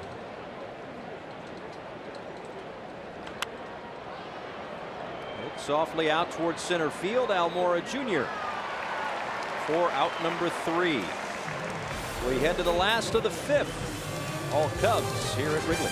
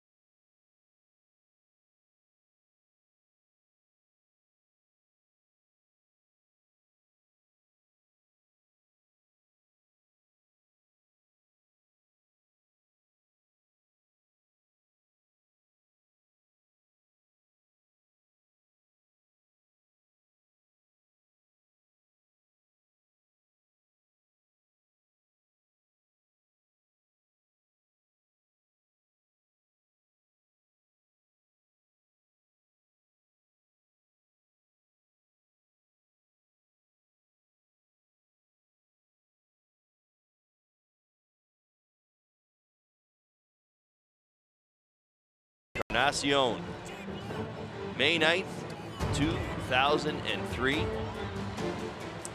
Big walk-off home run for Juan, leading off the 9th inning.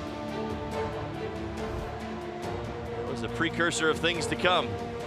I am in that picture somewhere. Not sure where.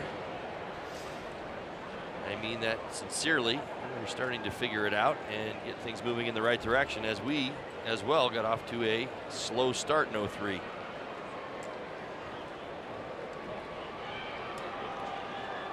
So Nick Whitgren, the 3rd pitcher of the afternoon for the Marlins. Wind whipping around. My goodness, it certainly is. We've seen the routes of the outfielders today all over the place.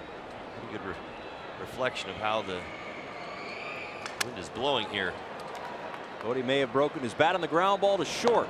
One away. Well, they are predicting storms later in the day.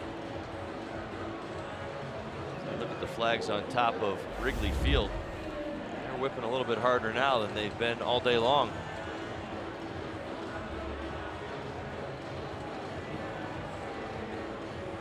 Ninth game this season for Nick Whitgren. He has been extremely dependable, extremely effective out of the Marlins pen since being called up from New Orleans.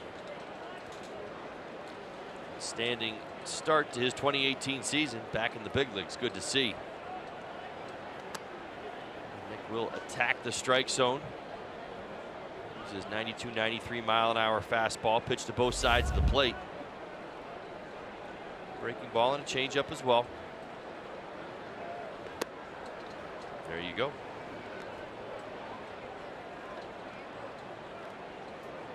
Ian Happ flew out to right field in the second. Walked and scored back in the third.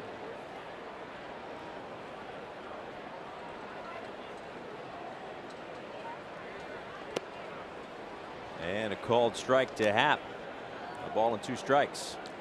Nicely done by Whitgren. It's a pretty good example of doubling up on a changeup. When you get the swing and the miss, able to go right back to the spot. That ball actually a little bit below the strike zone, but because Happ chased the first one, the home plate umpire is in some ways sees that ball in the same spot. Tries it again, but misses outside. 2-2.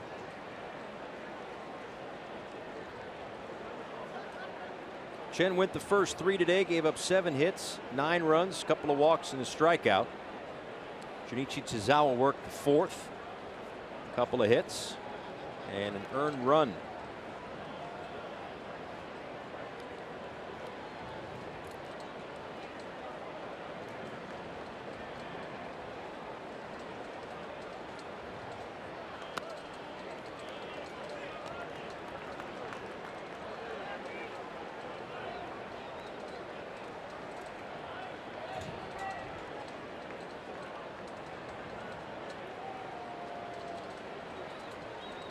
Payoff pitch to Happ. Swing and a miss, strike 3. First strikeout of the afternoon for Nick Whitgren. As we welcome you inside the broadcast booth, a cozy broadcast booth here at Wrigley Field. Paul Severino, Todd Hollingsworth. It's always fun to come out here at Wrigley Field, call games here, enjoy the history of it. Unfortunately, though, for the Marlins, this has not been the best of series for them. Well, it certainly has not, but again, there's still enough ball game left to try to get some things going, maybe get the offense in gear as they head home. Listen, the Atlanta Braves are playing really good baseball right now, and you try to find victories each and every day. I know right now you look at this, it's a lopsided ball game, but for the Marlins, they're looking at any kind of positive that they can extract from this ball game and take it forward into that Atlanta series and maybe build off it. Preferably, I'd love to see the offense get going just a little bit, and why not? You got pretty good hitting conditions out here today. Yeah, it's you know, maybe one of those situations where you look kind of at the second half of a season and say, okay, now I can take something into the winter. I feel good. Get started in the following year. For the Marlins, listen, if they erase a 9-run deficit, we'll be happy. We get that. If they could just get some hits, get some runs, scratch something together, get a little offense going, well, then you're absolutely right, Holly. Then you start to take some good vibes, despite a potential loss, into a 4-game series against the team that you're chasing in the National League East, as Addison Russell draws the 4-pitch walk. 1 on and 2 out here in the bottom of the 5th inning.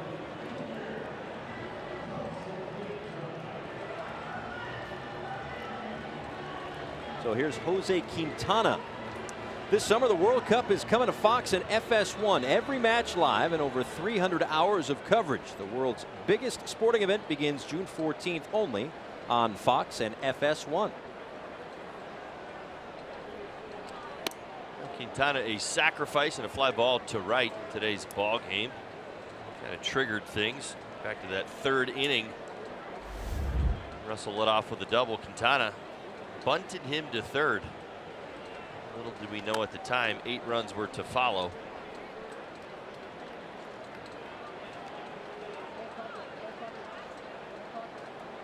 His 3rd plate appearance. Well, here's the thing. I'm sure Joe Madden will leave him out there as long as he wants, as long as he's effective. Especially given the fact, as you noted earlier, Sunday night the bullpen worked a ton. Last night the bullpen worked a ton. Anderson puts this one away. But even when the bullpen does work, they have been extremely effective. We are through 5. Cubs in control. We'll check in with the studio after the break.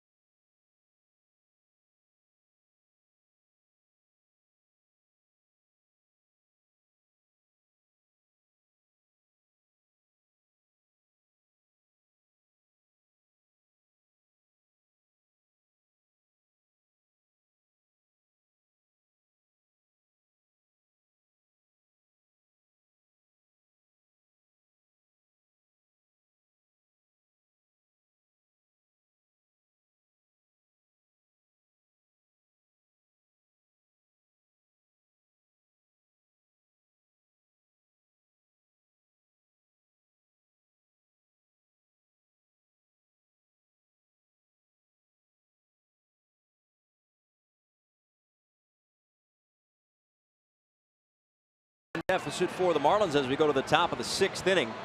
Well, Adam Duvall with a walk-off home run today for the Cincinnati Reds. How about that? Duvall homered against the Marlins in one of the games that we played on this road trip that wraps up today. How about the trade, by the way, between the Reds and the Mets before yesterday's ball game? As Jose Quintana is through 5. He will face Starlin Castro, Brian Anderson, and Justin Bour here in the 6th inning. Referring to the Matt Harvey trade? I am. As Castro swings at the first pitch, right field line, and it's going to stay in play up against the wall. A chuckle for Chris Bryant, as there is little to no padding, especially where he kind of leapt up to make the grab. Well, throughout this series and now today, Chris Bryant can do no wrong. Does everything just about right on that. Gets himself to the wall. That's the key. As you see the slope right there, you've got to consider that as an outfielder. It slopes down and it can be dangerous. As you see the top, the crest of the wall right there is concrete, not padded. Able to reach across and make the catch. Now Brian Anderson takes a called strike. Yeah, so yesterday, the Reds and Mets get together. They're playing each other, by the way. They get together on a trade that involves Matt Harvey, who had been DFA'd about a week or so ago by the Mets, and Devin Mesoraco. So Mesoraco takes batting practice yesterday in a Reds uniform. Then he finds out he's being traded. He takes some of his stuff from one clubhouse to the other, and he gets a pinch hit appearance against his former team that very same night. How about that? I believe Mesoraco was in the starting lineup today. You are correct. Now, did you just report, I believe you did, that there was an Adam Duvall walk-off by the Cincinnati Reds? Is that correct?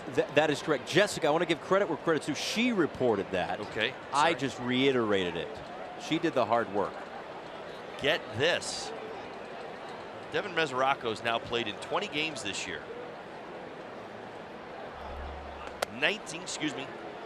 18 with Cincinnati, 1 with the Mets. The team that he has played for has lost every game, thanks to that Adam Duvall walk-off. He switched uniforms. Are you kidding me? It's unbelievable. It's got to turn for him at some point. Well, you'd think. Wow. And guys, there was another wacky thing that happened in that game. The Mets batted out of order. That's right. In Heard the about first that. inning, and Mickey Callaway said afterward he thinks it cost him the game. He gave the broadcasters one lineup. He gave a different one officially. It was Kadruba in the number 2-3 spot, and it wound up costing them. Kadruba actually got a double. A double, right in the first inning. Yeah, and then Bruce came up, and Bruce, the next guy up, is the one, according to the rules, is out. So Kadruba wound up at second, and they felt it cost them possibly the ball game, wound up going to extra innings. That's how it's been for the Mets lately. They've lost 9 out of 10. Anderson, fly ball, center field, drifting toward right center, and now drifting toward straightaway center field. Boy, oh boy. Almora Jr. puts that one away for out number 2. Yeah, it seems like so long ago when the New York Mets were in Miami, and they had won what? They were 11-1 or something. They had won 11 of 12, whatever the numbers were. And now it's their crosstown rival, the New York Yankees, who can't seem to lose. They've won what, 16 of 17. Justin Bour bats with nobody on and 2 out. Now, very few teams throughout baseball history get as hot as the Yankees and then ride it out, if you know what I mean. Right. I mean, you almost expect, being a team that was behind a couple of runners, talking about the teams that have gone off and won 16 of 17, you say to yourself, if you're in that division, they're going to cool off at some point. You don't worry about them right now. You steady yourself and you try to win the games that you can win. You'll get hot at some point and hopefully catch back up. You mean like the Red Sox? Yes. Who were world beaters for a 2 or 3 week span. They get no hit by Sean Manaea. Yes. They were well out in front of the Yankees, and yes. now those 2 teams enter play today, both 25 and 10. Usually it doesn't happen by the second week in May, though. Right, that's right. The ebbs and flows of a big league season.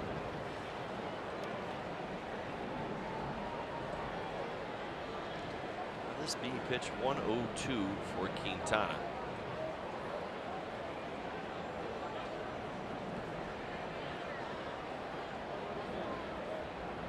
And here is the 3-1 to Justin Bour. And he issues the free pass, just the second of the afternoon. And now a message from FPL. At FPL, we're using technology to help us keep reliability high and bills low. That's how we're changing the current. So Justin Bour works the walk. Cameron Maben now bats. Maben walked in the second. And a hit taken away from him by a nice play in right field by Chris Bryant earlier. So 0 for 1 for Maben. Shoots that one foul and into the seats. I guess from a Harvey perspective, do you think maybe a change of scenery will do him well? Well, he should be on points. Matt Harvey should. His career is up in the air right now. I think that, as I was just telling you, it's kind of interesting. It was only a few years ago that I was here in Chicago, interviewing him after the 2015 NLCS, when he was on top of the world, when he was the man. He was calling shots.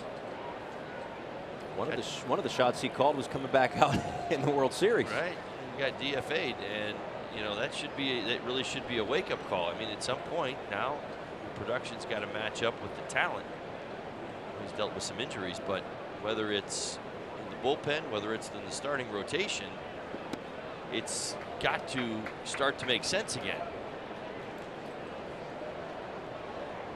I've said many times, a player like Harvey clearly has more leash than most players would get based on his performance over his career.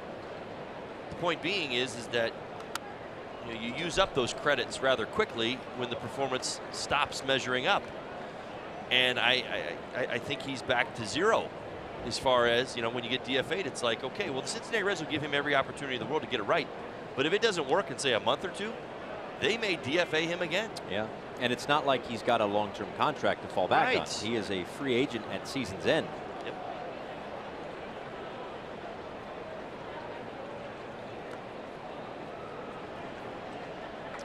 They've been held up 2-2. So Harvey had the Tommy John. He also had that thoracic outlet syndrome. And the jury is still out, I guess is one way to put it, on how a player, a pitcher specifically, can come back from an injury like that and be effective.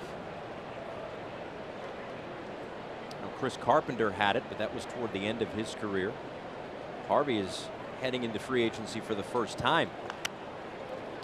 Maben with a roller to third. And we are through 5.5 here at Wrigley. Cubs in front.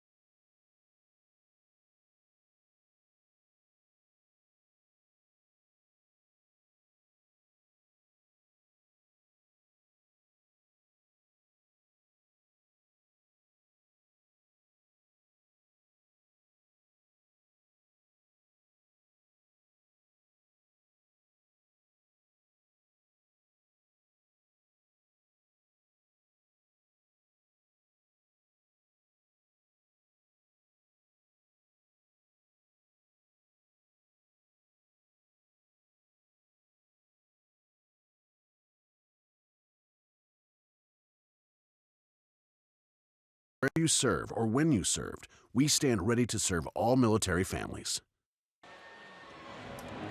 Welcome back. Bottom of the 6th. Paul Severino, Todd Hollingsworth, Craig Minervini, as the Marlins wrap up this series with the Chicago Cubs. Last time they'll see the Cubbies in the 2018 season.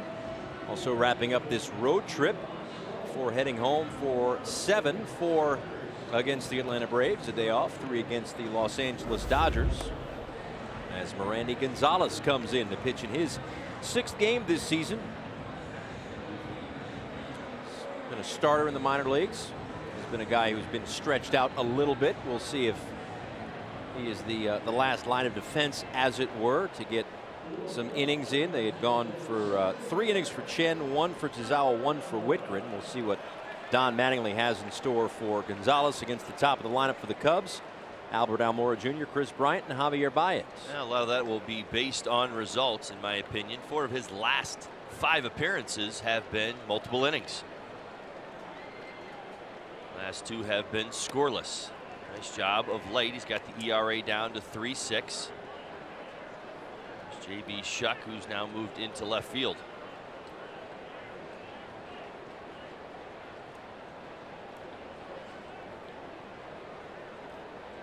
Randy 92 to 94. Traditionally with the fastball, as you just saw, he can get it up to 96. It's kind of his high.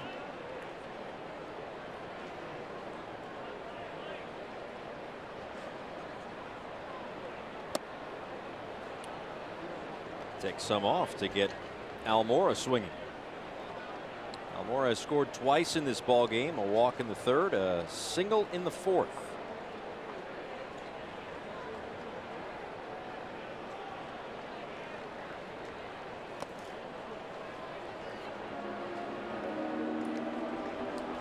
Another crisp inning of work understandably not a high leverage situation, I understand, but another strong inning from Nick Whitgren today.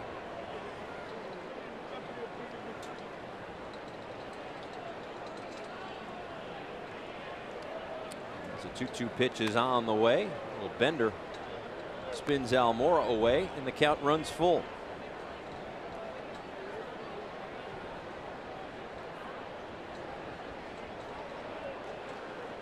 Cubs have a day off tomorrow at home, and then the Chicago White Sox, quote unquote, come to town.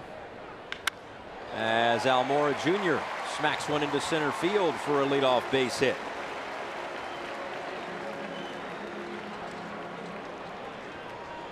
The next all-you-can-eat Saturday is May 12th when the Marlins take on the Atlanta Braves. Starting at just $30, you'll get a ticket to the game, unlimited Nathan's hot dogs, popcorn, peanuts, nachos, and Pepsi soft drinks or Aquafina waters. Purchase your tickets for all-you-can-eat Saturdays at marlins.com/AYCE.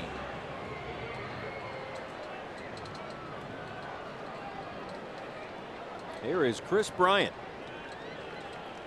Career home run number 100 back in the first. RBI double in the third. Can you believe 3 years to the day, number 1 and number 100? How about that? He has had an incredible career to this point. A very well decorated individual, a Rookie of the Year in 2015. Followed that up with an MVP in 2016, got 29 of 30 votes. He's been an all-star twice. And coming into this year, 94 home runs, most ever by a Cub in his first 3 big league seasons, tied for the 8th most among all big leaguers.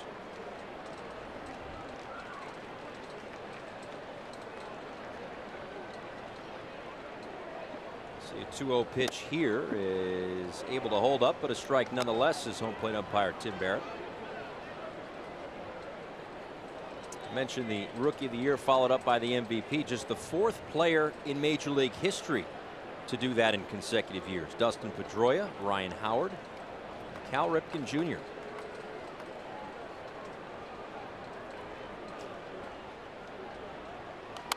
Now, I don't know if he's living in a high-rise still in Chicago, or if he's settled somewhere in the suburbs with him and his wife, but he's got to clear out the mantelpiece. Some would think that there's more coming. Here's one for you too. One of 15 players to ever win the Rookie of the Year, the MVP, and the World Series. 15 players ever to do that, and he's done it in 3 years. He strikes out looking in the 6th inning. One away. Nice job by Mirandy. Gonzalez. Brian thinking away, and able to back up the breaking ball.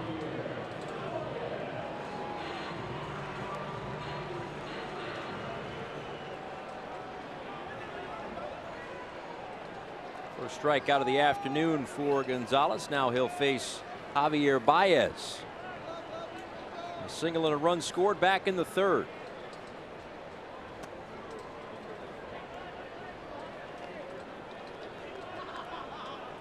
En route to the World Series title in 2016 for the Cubs. Baez was the NLCS co-MVP along with John Lester.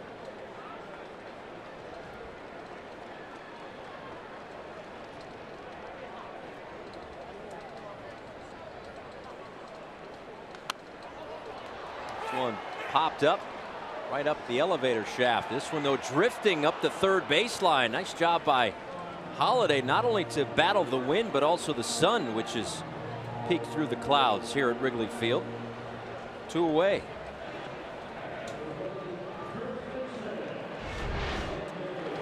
Baez goes after the breaking ball, pops it straight up. You see the sun. It's about right over home plate. Nice job by Ryan Holiday staying with that. Factor in the wind. It's funny, you watch as the ball climbs, the higher it goes, the more it moves. That's kind of the way it works. The low liners, they maintain their trajectory. A little help from the wind. As soon as it climbs up to the top of the roof, all bets are off. Big swing by Anthony Rizzo, who's had himself a busy afternoon. A 3-run home run back in the third, an RBI double in the fourth.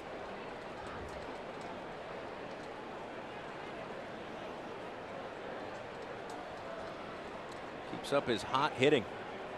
He's 2 for 3 today, so 10 for his last 29. And rips this one fair down the right field line and into the corner. Almora heading toward third. He's getting the green light. Here comes the throw, and it's cut off. Another RBI double for Rizzo. Yeah, 3 consecutive extra base hits for the Parkland native. Has 2 doubles, very similar. Not barreling up per se. It's a breaking ball. This is more about keeping the ball fair as it tucks its way down the line and into the corner.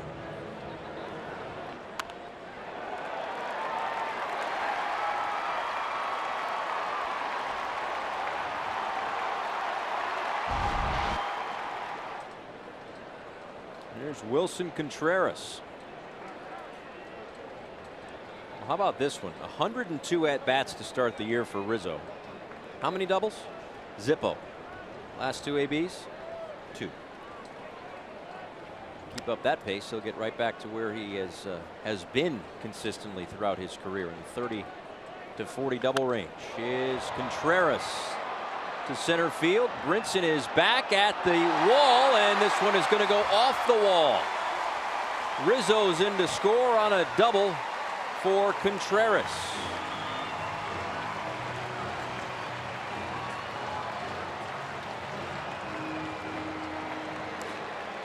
You know the saying, Paul, hitting is contagious. I mean, I certainly believe in that a little bit. But when you have a day like today at Wrigley Field, hitters are getting greedy. Yeah, the Cubs are all sick, if that's the case. Yeah, they're trying to take full advantage of a very hitter-friendly day at Wrigley Field, and most everybody in this lineup is. Multiple hits up and down this lineup and lots of extra base hits. Cubs now up to 12 for the ball game.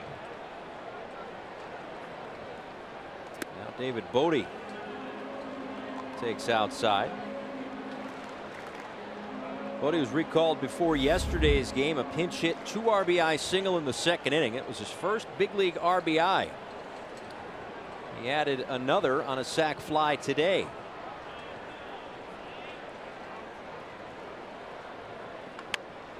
Nine of the 12 Cub hits today have gone for extra bases.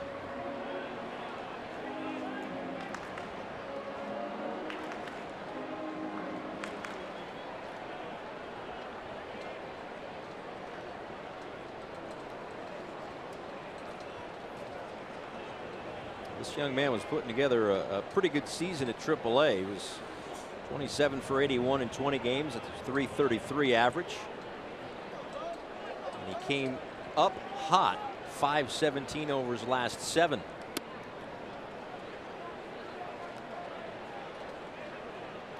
All part of the various roster moves that the Cubs have had to make in the last couple of days, most notably Jason Hayward on the 7-day concussion disabled list. Guess he didn't feel right after the attempted robbery of a home run Sunday night against the the St. Louis Cardinals, rather. Yu Darvish placed on the DL with the para-influenza virus, as he was slated to start yesterday's ball game. Jun Ho Sang got the start instead. He lasted 2 innings. Bullpen went the rest of the way.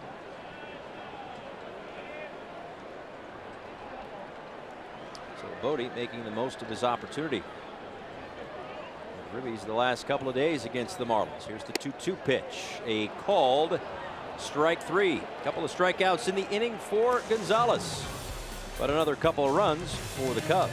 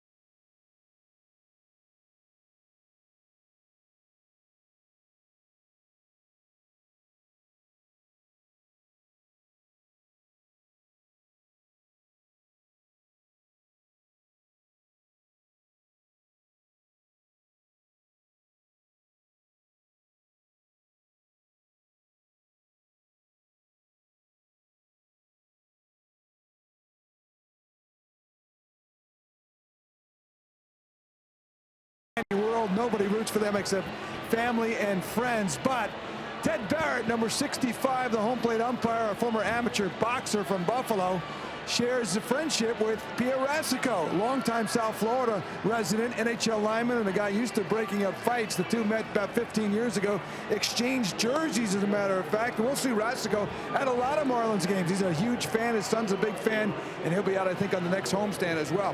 As for Ted Barrett, longtime Major League ump, started in 1994. He is the only umpire ever to have the plate for 2 perfect games. Had the plate for David Cohen's no-hitter in 1999. He also had the no-hitter for Matt Cain's perfect game for the Giants against the Astros in 2012. And he was at third base for Philip Humber's perfect game back in 2012 as well. Ted Barrett, nice guy, but you don't want to mess with him, guys. Former boxer. Yeah, no. I won't. I won't be stepping to him anytime soon. Put it that way.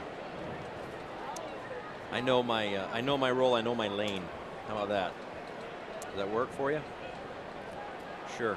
Okay, here's Lewis Brinson as Justin Hancock is making his major league debut. So I'm sure there's some emotions running through this young man. His numbers at AAA Iowa. A little bit of the heat taken off, I'm sure, with a lead to work with against fellow youngster Lewis Brinson, who grounds 1 foul. Brinson, Holiday, and the number 9 spot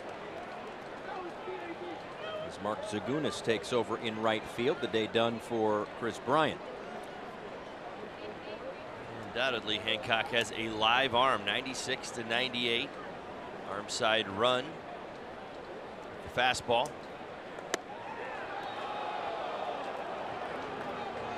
I guess when you've only thrown 3 major league pitches, you're not going to get that call. Off the edge anyway to Brinson, who had a base hit back in the 2nd inning.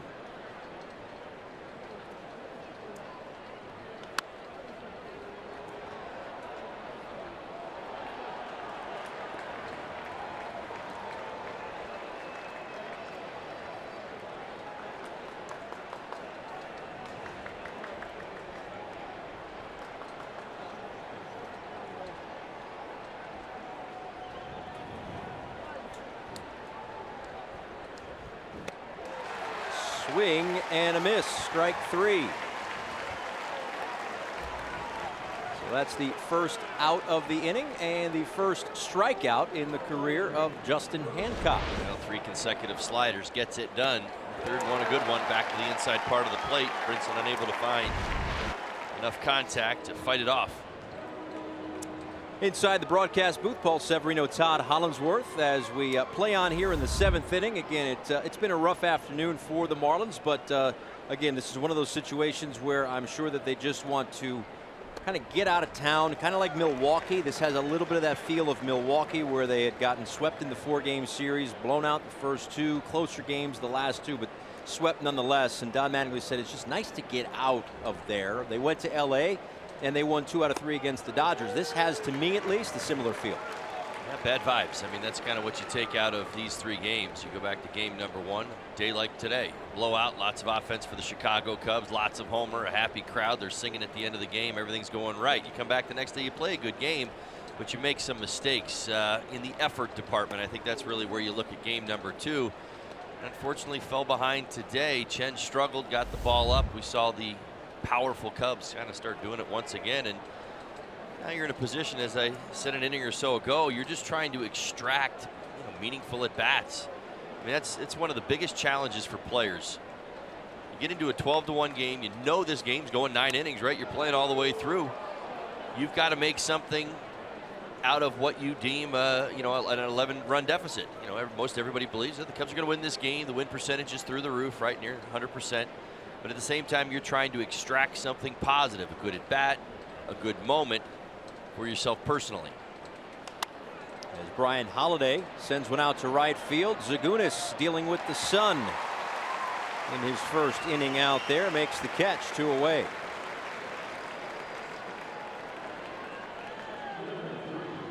Well, one of the topics that was covered last night, as Seng got the start and went to, and then it was kind of a bullpen game One of the things that Don Mattingly alluded to was like, listen, the guys still have to have a game plan. Just because they're going with a bullpen game doesn't mean, you know, everything's up in the air. Like, they still have to have a game plan. And now today they're facing a guy who is making his major league debut. Right. Well, and Don Mattingly knows this as well as anybody through his playing career, and certainly as one of the better managers in all of baseball. You know, the emotion that gets lost in games like this. You come out as a player, you have an adrenaline high when the day starts. You're excited no matter what's going on. We're talking about a team that has lost 5 in a row, or a team that's won 5 in a row. Every time you put your uniform on, you have the opportunity to go out and play a Major League Baseball game. You're excited, and you get a little adrenaline push there at the beginning of the ball game, and then games like this start to happen. You see the 8-run third, it just takes the life out of you. So that really is what becomes the challenge in my mind. These guys want to put together great at-bats. That 8th inning felt like 45 minutes. You and I get to sit. They're all standing out there on defense waiting for, you know, the next pitch to be thrown, and that's where a lot of times you lose the momentum in a game. J.B. Shuck getting his first at-bat, came in on defense earlier in this ball game. As he takes inside. 3-1.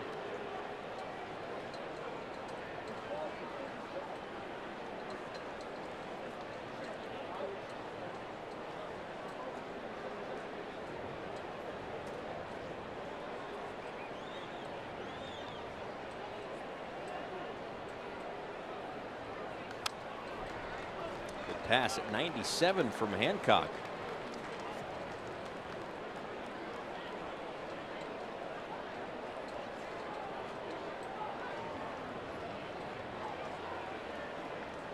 That's right. Some sunscreen on that young man's legs.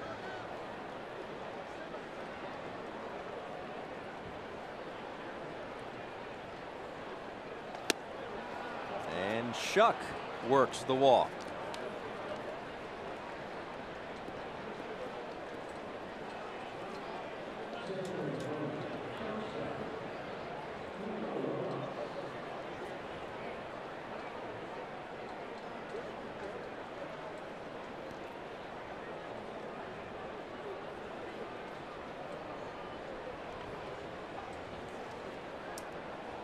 Back to the top of the order for Miguel Rojas, who has a couple of hits in this ball game. 6th multi-hit game of the season for Miguel. He chops one foul. That one ricochets off the railing. Paul, when we arrived in town, a lot had been made about the Cubs' 5-game losing streak with the bullpen and how the pitching had been, how bad the offense had been. Just climbed over the 30-game played mark. Cubs are only a couple of games over. They've scored double digits 7 times already this season. That is most in Major League Baseball. Rojas out to left, looking up, and that one is gone. A 2-run home run for Miguel Rojas. As Rojas has done it again, 5th homer on the year. Well, therein lies one of the positives, Paul, that we're talking about. Good swing of the bat. 3-hit day for Rojas, out of the top spot in the lineup.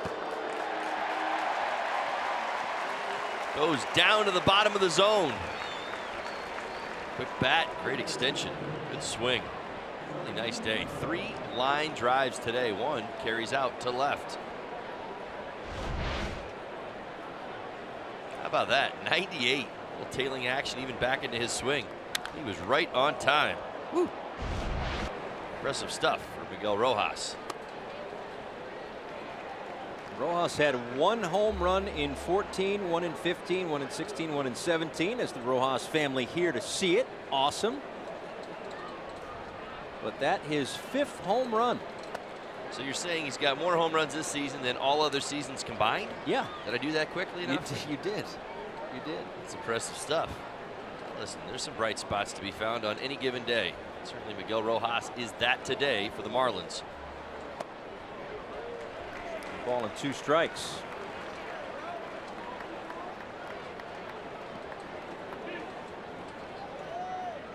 Martin Prado has gone back to the batting gloves. We saw that in his last at-bat that he took him off. Miguel involved in the dugout.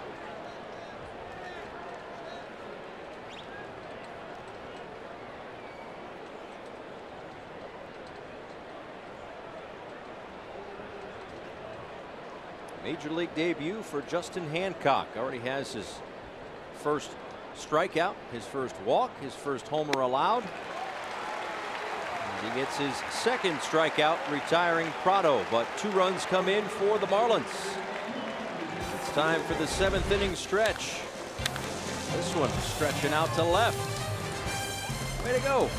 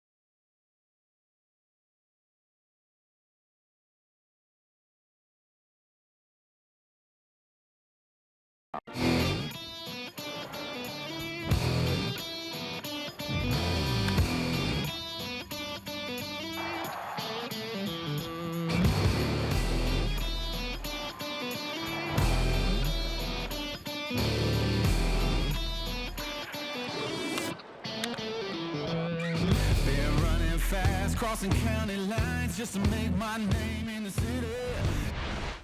Welcome back to Wrigley Field. Marlins down 12-3 as we go to the bottom of the 7th inning. Paul Severino, Todd Hollandsworth, Craig Minervini here at Wrigley, wrapping up this road trip through Cincinnati and Chicago as Ian Happ sees strike 1 from Miranda Gonzalez out for his 2nd inning of work. The 4th pitcher of the day for the Marlins. Wei-Yin Chen went the first 3. Touched up for 9 runs today. Junichi Tozawa gave up a run in the 4th. Nick Whitgren worked a scoreless 5th. And now Gonzalez through the 6th and now into the 7th. The 1-1 to Happ. Now 1-2. Check that. 2 balls and 2 strikes.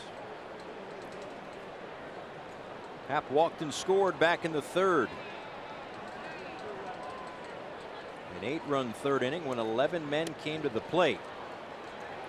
He's set down for the 2nd time this afternoon, 1 away. Another good breaking ball from Gonzalez. He's not afraid to go in to the lefty to the righty with the pitch. Except another strikeout.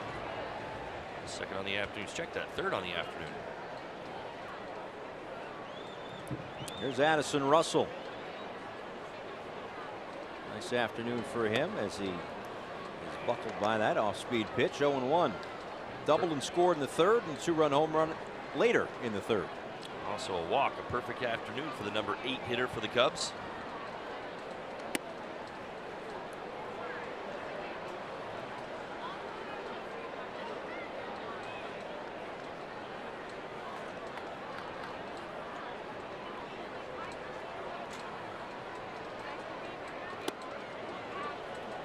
a little off, and it's 1-2. I think it's fair to say the Marlins did a fantastic job in the opening series of the season, getting the Cubs to play their game, meaning the Marlins game, at Marlins Park. Series split 2-2.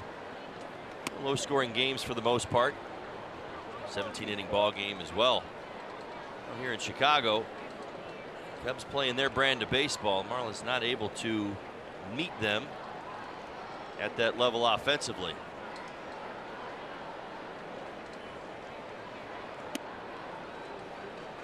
Well, baseball is not a game that you can necessarily play angry. You know, I think you still have to play it under control.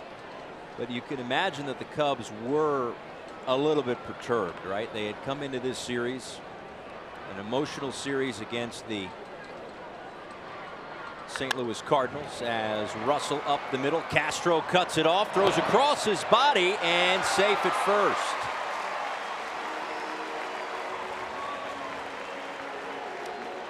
Addison Russell flying down the line, running for hit number 3.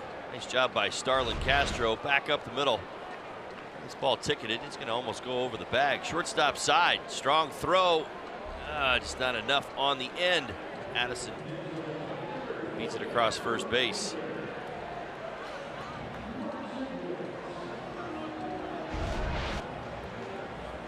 Now Mark Zagunis hitting in the number 9 spot.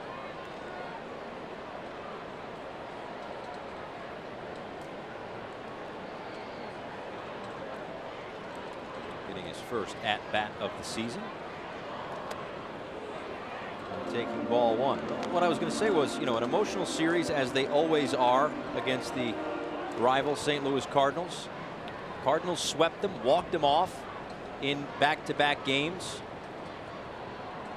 The national game on a Sunday night that had a rain delay mixed in, a 14-inning game.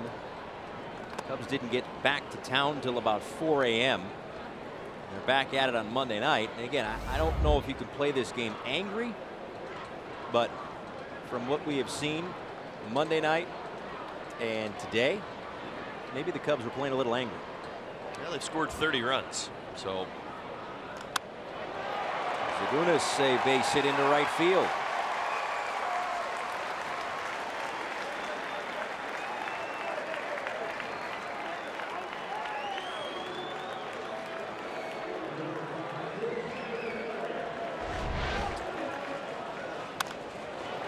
Stays inside the baseball, able to dump one in right.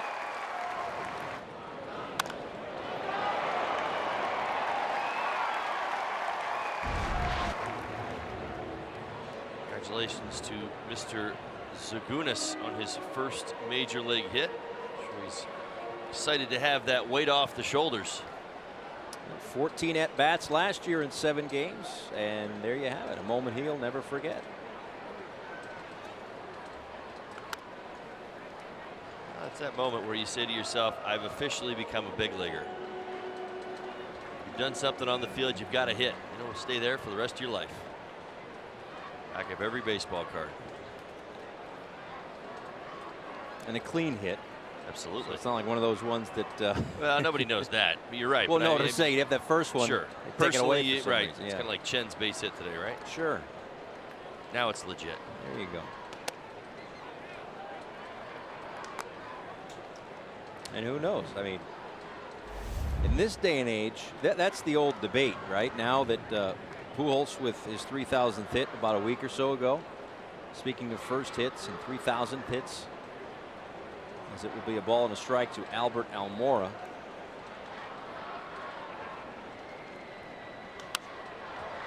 And Almora out to shallow left center field. Coming in is Shuck to lay out, and it's in and out of his glove.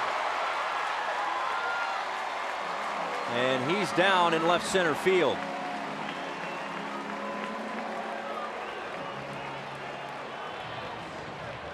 I'll tell you what, the effort from Shuck, outstanding. Hopefully he's okay. He's getting up slow. Full extension, full layout forward. Has it at the end of his glove. I'm guessing snow cone. Hard for me to tell. And he hits the ground hard. Boom. Ball comes out. Cubs are in business again here in the 7th. 3 consecutive hits. So Russell to third, Zagunis to second, and Almora reaches on the base hit. Now, what I was going to say was, do you think we'll see another 3,000 hits? A player with 3,000 hits? Just because the way this game is now, there's less contact in the game now. It's an interesting debate. I think it's more likely that we will. Well, I'll answer it this way. I think it's more likely that we'll see another hitter get to 3,000 hits before a pitcher will get to 300 wins. Okay. If I were going to bet on one more than the other, I'd bet on the batter more than the pitcher. I think I'll buy that as Justin Hancock stays in the ball game, gets his first inning as a pitcher, and now gets his first plate appearance.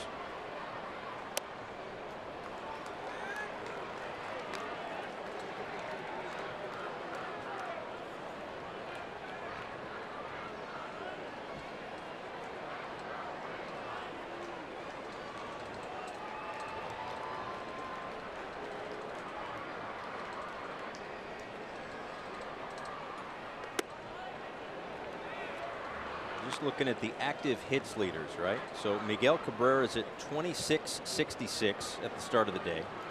Cano's at 24.12. Jose Reyes at 2,100. Nick Markakis at 20.97. A few other guys a little over 2,000 hits. I mean, it's a big number. That's a number. However this game has changed in the last few years, couple decades, whatever you want to call it. That's one number that is still nearly unattainable. Not impossible, I understand it. We've seen it with Beltre and Ichiro and Pujols just in the last couple of years. But we've seen the luster fall off 500 home runs. Now 600 is like the new 500, but 3,000 has kept its shine. Yeah, you're right about that. Bases loaded, 3-2 pitch. On the way from Gonzalez. And a called strike 3. Gonzalez get a little help on the outside corner.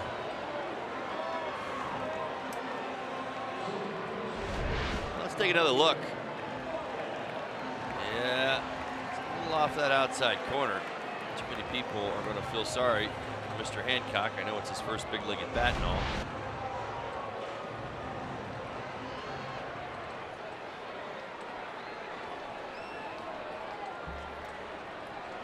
So now it's Javier Baez. Singleton scored a run back in the third. Takes a big swing and smacks this one the other way into the seats. Watch every Out of Market regular season game live at home, in the office, or on the go with MLB.tv. Your subscription includes MLB at Bat Premium, allowing you to watch live baseball on your favorite supported devices. Blackout and other restrictions apply. Visit MLB.tv for details.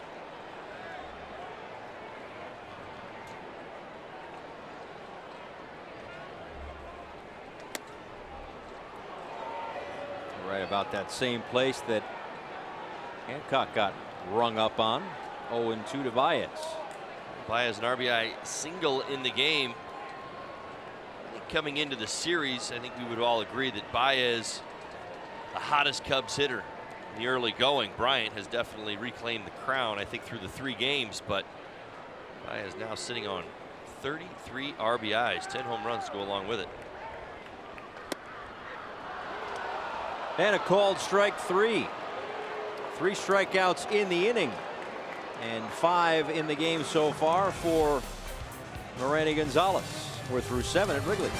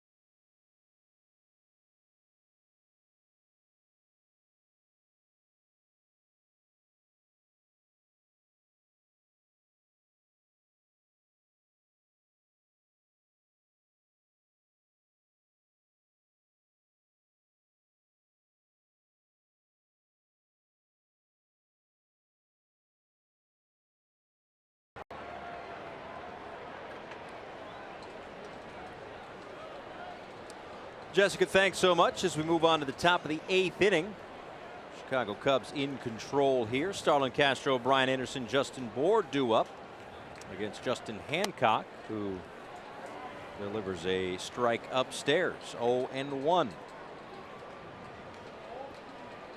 Castro 0 for 3 in the ball game, struck out back in the first.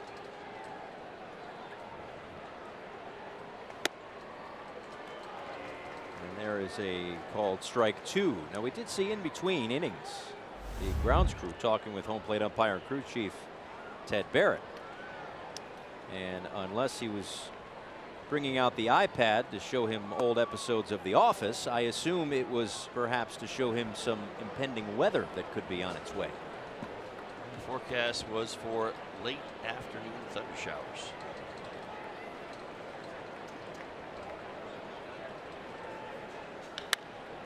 Castro out to right center field. Long run for Almora, but he puts it away for the first out of the 8th inning. Now here is a look at our Chevrolet prospect spotlight. How about Thomas Jones? 6 games, he's 8 for 24 with a couple of doubles, 4 home runs. A 3rd-round pick of the Marlins back in 2016. MLB.com had an all-prospect team for the week. They believe he was part of it. So again, as we continue to get to know the youngsters in the farm system of the Marlins, an improved farm system. First week out of extended spring training for Thomas Jones, so congratulations to him. Great start to his season. Talked with Michael Hill while we were in Cincinnati, and he unfortunately it was a quick inning, so we kind of had to have him just list off names as opposed to going chapter and verse on guys, but listed off a bunch of names of some promising youngsters in the farm system for the Marlins that not even so much on the scouting report are promising, but just good starts as well. So nice to see, as that has been one of the important things that this front office has intended to do, is build the farm system. Zagunis in right, battling the sun, is able to make the catch. 2 away. An easy catch in right field for Zagunis. On a day like today, mentioned a little bit earlier in regards to Brian Anderson. As an outfielder, you have to keep a wide base. Certainly don't want to get moving too hard to your left or to your right. Watch, he's going to widen out as he comes in to make the catch. Ideally, right there. That's exactly what you want. Ball's moving all over the place. Wind has got it coming down at angles. You want that strong foundation so that you can at least give yourself a chance. And now Justin Bour. Now, is this more the score, Holly, or the way that Bour's been hitting the last few weeks? Because I don't see much of a shift anymore. I see a shade on the infield, but there's 2 guys on the right, 2 guys on the left side of the infield. Well, it's probably the scores part of this. They're going to be aggressive. I mean, you hear me say it a million times. I think that's probably even a better way to explain it, is that you want to throw strikes, you don't want to walk hitters. So when you're shifting, again, we're talking about pitch execution and sequencing as well. And almost putting the bait in the water with the idea that the hitter's going to go for the bait and do what you think he'll do on, say, that changeup away, roll it over to the right side, put another guy over there. Under these circumstances, this is more about attacking the strike zone, throwing strikes, and not walking hitters. Doesn't mean you're going to go in there and just groove it, as you see the slider from Hancock to him. You're going to sequence it a little different, but you want to be throwing strikes. An RBI ground out back in the 4th inning for Justin Bour. His 18th RBI. These 7 home runs, leads the league, or leads the team rather. Hit that 7th home run in the 1st inning of last night's ball game.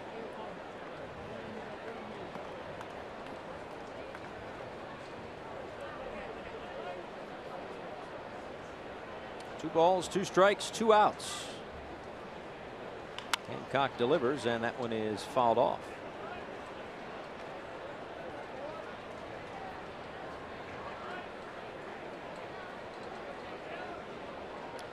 As We documented in the pregame show today, talking about Justin Bourne, where his power is. He loves the ball, obviously, down the middle of the plate, but he loves to get his arms extended. He also likes the ball up and away. We've seen the Cubs almost exclusively pitch him to the inside corner after yesterday's home run. Home run came against Seng, who missed the mark by a wide margin. That pitch ended up thigh high on the outside corner.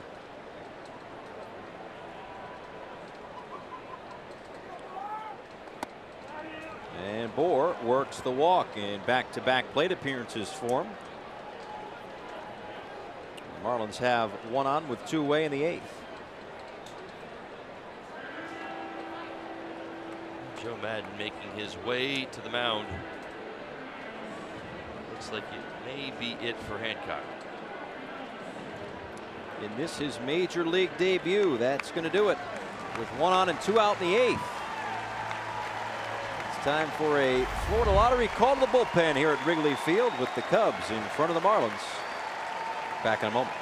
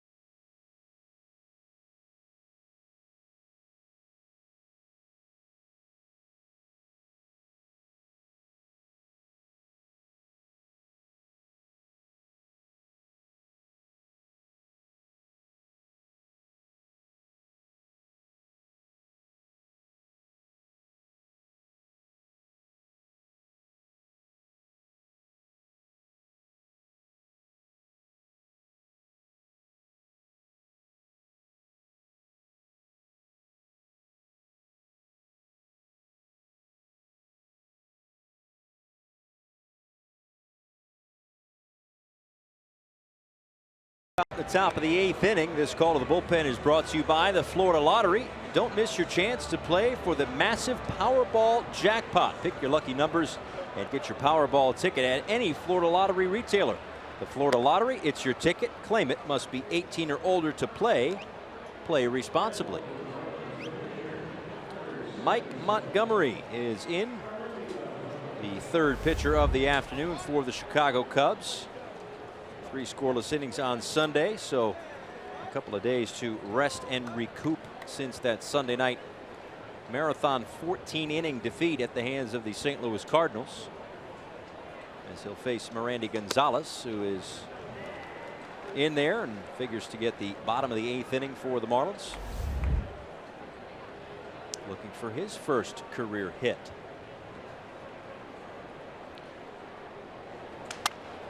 And he may have found it. Get down. Base knock for Mirandy Gonzalez. A broken bat base hit. Yeah, shaking out the hands. It's okay. It's a clean base hit. Good coming off the bat. Don't worry about the bat breaking. Nicely done. Brandy had 2 first career base hits in this game. Told you, small victories, buddy. Let's take another look at this swing. It's pretty good. How about that? Little knee. Turns that knee in. A little more torque on the hips. Love it. Hustling down to first base. Straight down to first base. Good to see that as well. Now he owes somebody a bat, too. Unless that was his. I don't know. He's out on the force. And we are through 7.5 here at Wrigley Field. First career hit for Mirandy Gonzalez.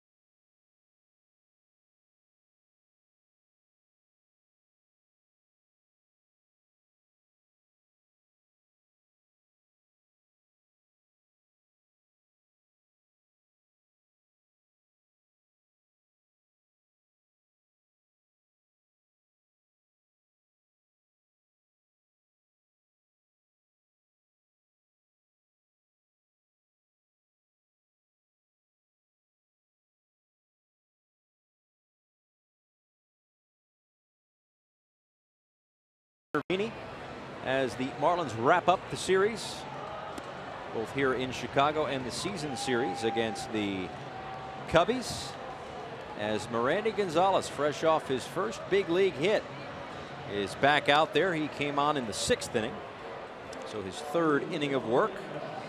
He's trying to save the bullpen as best he can and making the most of a trip to the dish. I like that front side tuck. That's a player who's got an idea what he wants to do. Doesn't jump out there.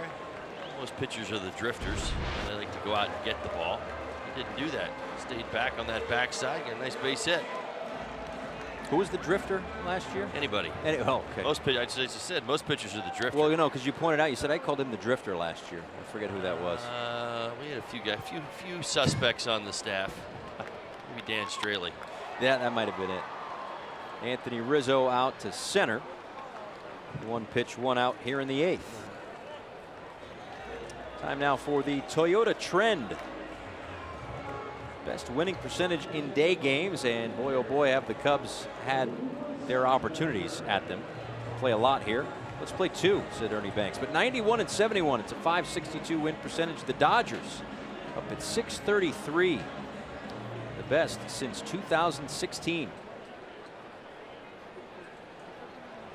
Cubs in a good spot to add to that, as Wilson Contreras takes a look at strike 1. Contreras tripled and scored back in the 3rd, and he had an RBI double in the 6th.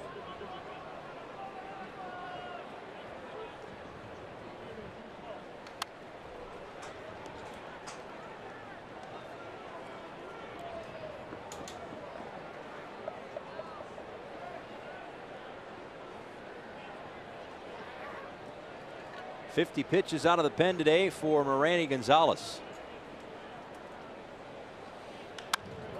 As Contreras out to right field, Brian Anderson lays out, but it's going to roll to the wall. And Contreras is on his way to 3rd with his 2nd triple of the game.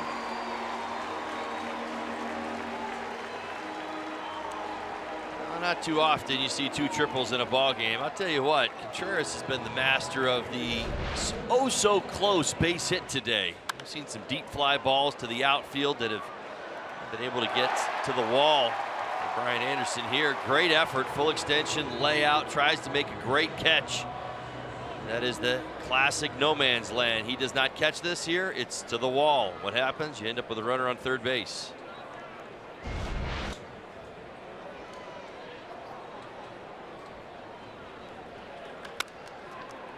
And now David Bodie, dribbler, 3rd base side, comes home, and that one gets away from Holiday.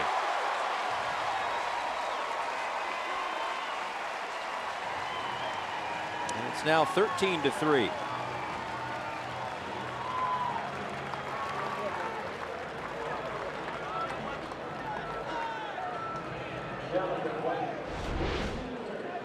Now Contreras going on contact, sees the ball down. Gonzalez probably felt that was his only play.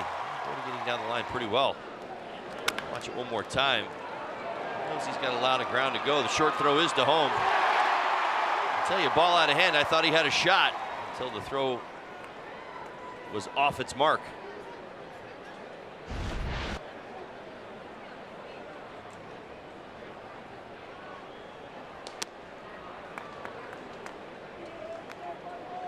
I think I know the answer to this, but I'll ask you anyway. You surprised to see the Cubs go with the contact play up by 9 at the time in the 8th inning? I am not surprised at all. You don't stop playing baseball, and that's certainly not Joe Maddon's way. He would be the first person to admit that if the Marlins were to flip the script, do the same thing, he would not have a bone to pick with anybody, with the Marlins. The idea is just because the score says you're up by 10 doesn't mean you stop playing the game.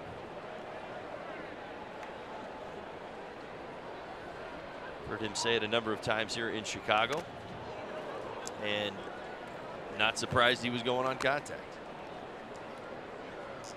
Bill Bodie gets credit for another RBI. He got his first last night. He's already up to 3.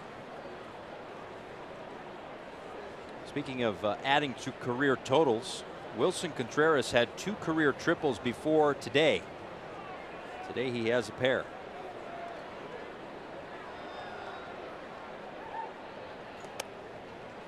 Upstairs to Ian Happ.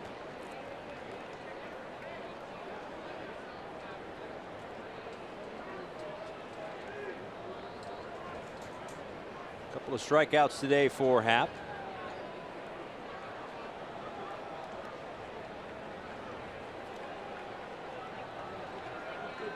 And here comes the 3-1 pitch, fouled straight back. Well, you mentioned the 2 triples by Contreras. Now, the last time a Cub had 2 triples in a ball game was former Marlin Rookie of the Year, Chris Coghlan. Is that right? 2015.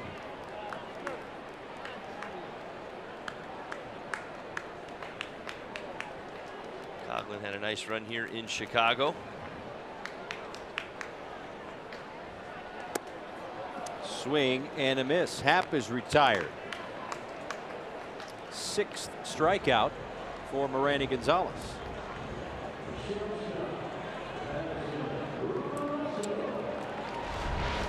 Now, one Cub has had a tough day. It's Ian Happ. 3 strikeouts today, all coming in his last 3 at-bats. Gonzalez right at him. 93 miles an hour just above the knees, and you see the dejected Happ walking off.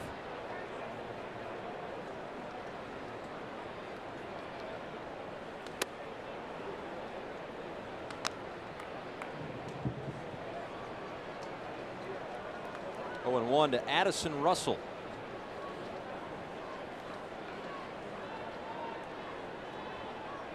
Russell had a 2-run home run back in the 3rd. He doubled and scored in the 3rd as well. That 8-run inning.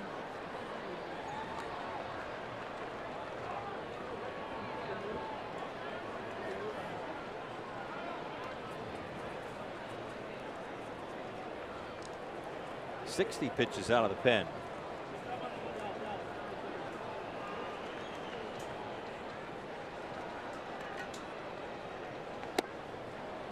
And that one not a strike. 2-1. We've seen a little extra distance off that low corner on that particular pitch.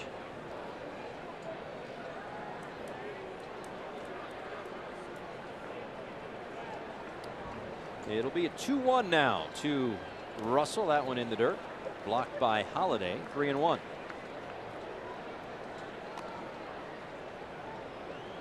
Now, Caleb Smith has been thinking about his next start, I'm sure, since his last.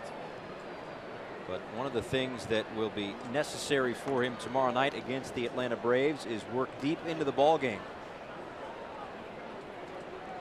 Even though the back end guys, the Steckenriders, the Bear Claws, the Zieglers, the Guerreros, seemingly looking to get today off, it will be imperative that Smith continues what he's been up to recently, and that has been terrific, dominant outings.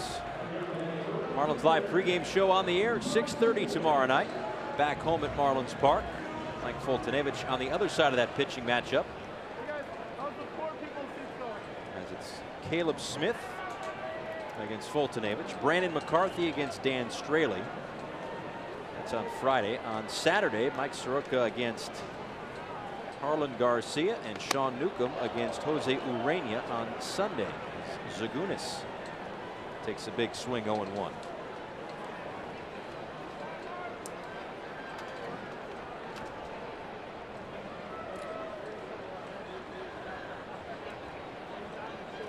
One walk to go along with 6 strikeouts out of the pen tonight, or this afternoon rather, for Miranda Gonzalez. Well, we had the unique experience this these past 3 days of sharing a hotel with another team, the Pittsburgh Pirates, in town playing the Chicago White Sox. They're busy beating up on the White Sox, beat them 6-5 today. I believe won the series.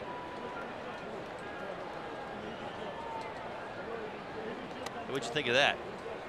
First time for you walking through the lobby of the hotel and not only were there Marlins, but there were Pirates everywhere to be found. That's right. My main concern was that my luggage went on the right truck. Right. Because if my luggage ended up in Pittsburgh, that was a bit confusing today when we all got down. That would have been lousy. There you go, 6-5. Doesn't happen too often on the game of baseball. It really doesn't happen that much. And if you kind of pay attention to these things, really happen in the same city. Usually, what you find out is like when one team's home, you know, in the San Francisco, the other team's out of town. Usually, is the way it goes. A unique experience. Obviously, they're going to play crosstown this weekend with a day off tomorrow. So. Ended up bunking up with the Pirates for 3 days. 2-2 on the way to Zagunis. And he's unable to hold up. Little excuse me swing there as Gonzalez picks up his 7th strikeout out of the bullpen. All right, have a snack.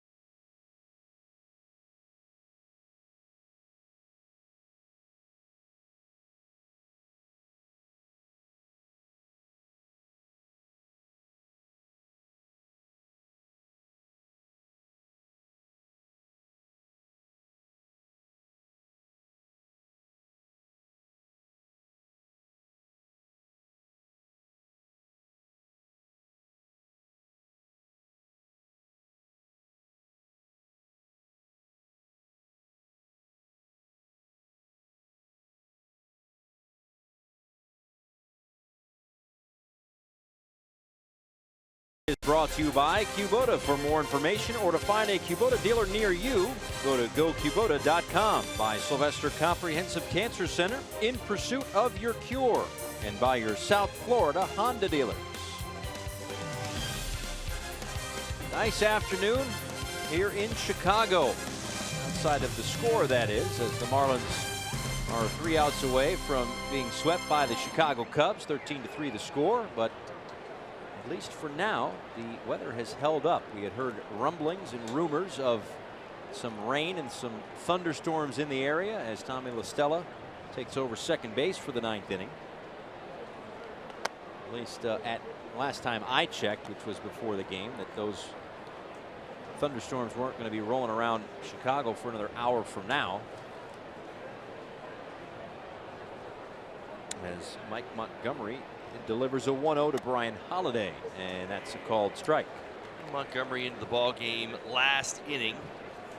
Fastball curve, change cutter. He is a ground ball machine. Near 60%.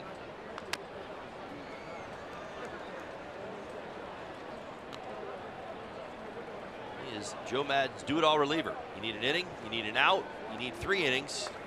Montgomery is your man. You need a World Series win? He's got you covered. Yeah, he can do that too. I don't think most people don't. It's funny, you probably walk around Chicago, you ask people that question. Who got the win in Game 7? And I have to admit there's some anonymity to Mr. Montgomery. I'm not sure why. He's been here doing a very good job over the last few seasons, but it does seem like it's always about somebody else, doesn't it? It certainly does. Well, that was the year, of course, they acquired Aroldis Chapman from the New York Yankees, and he was supposed to be the guy to finish it out, the guy to lengthen the bullpen, to make it so that the Cubs would win the World Series. They did. Maybe in spite of the performance of Aroldis Chapman, at least in the Fall Classic as Brian Holiday sends one out to deep left center field. That one is gone. Brian Holiday with a home run, a solo shot. His first since May 31st of 2016. And Holiday closes the gap here in the ninth. 6th home run of his career. Great swing. Congratulations to Brian Holiday. Great to see. Good swing of the bat. Ball down. Gets it out over the plate. Good swing. Again, Paul, you look for small victories today. This would be another one. The list is starting to add up. Good things are happening for certain individuals today in this blowout game. Good swing of the bat. And now J.B. Shuck to La Stella, one away.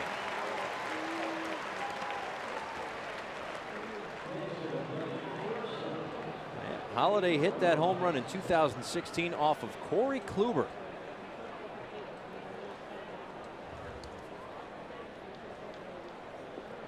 As he continues to produce when he starts. He's now hit in 6 of the 11 games that he started.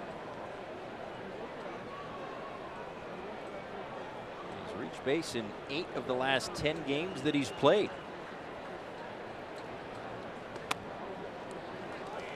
The offensive hero for today would be Miguel Rojas. 3 hits, home run his last at bat. Couple of RBIs on that home run. 5th on the season. Did not see that as a possibility.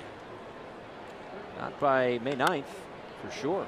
This one lofted out to shallow right. La Stella back, and he's able to put it away for out number 2.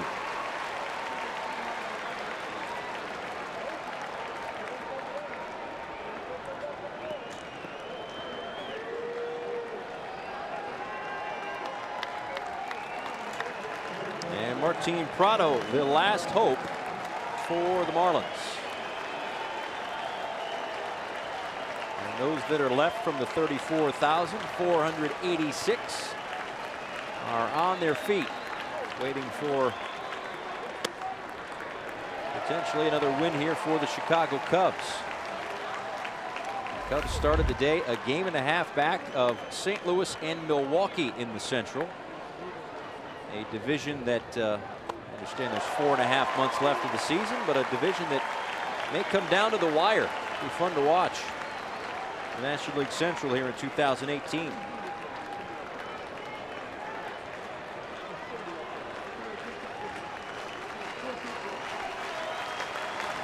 The 0-2 pitch. Tapped up the first base line. Montgomery will tag Prado, and that is going to do it. So the Cubs, a 13-4 winner as they wrap up the 3-game sweep of the Miami Marlins as this road trip comes to an end. Through Cincinnati, through Chicago, and back home to Miami for 4 against the Atlanta Braves starting tomorrow night. Marlins Live post-game show coming up right after the break.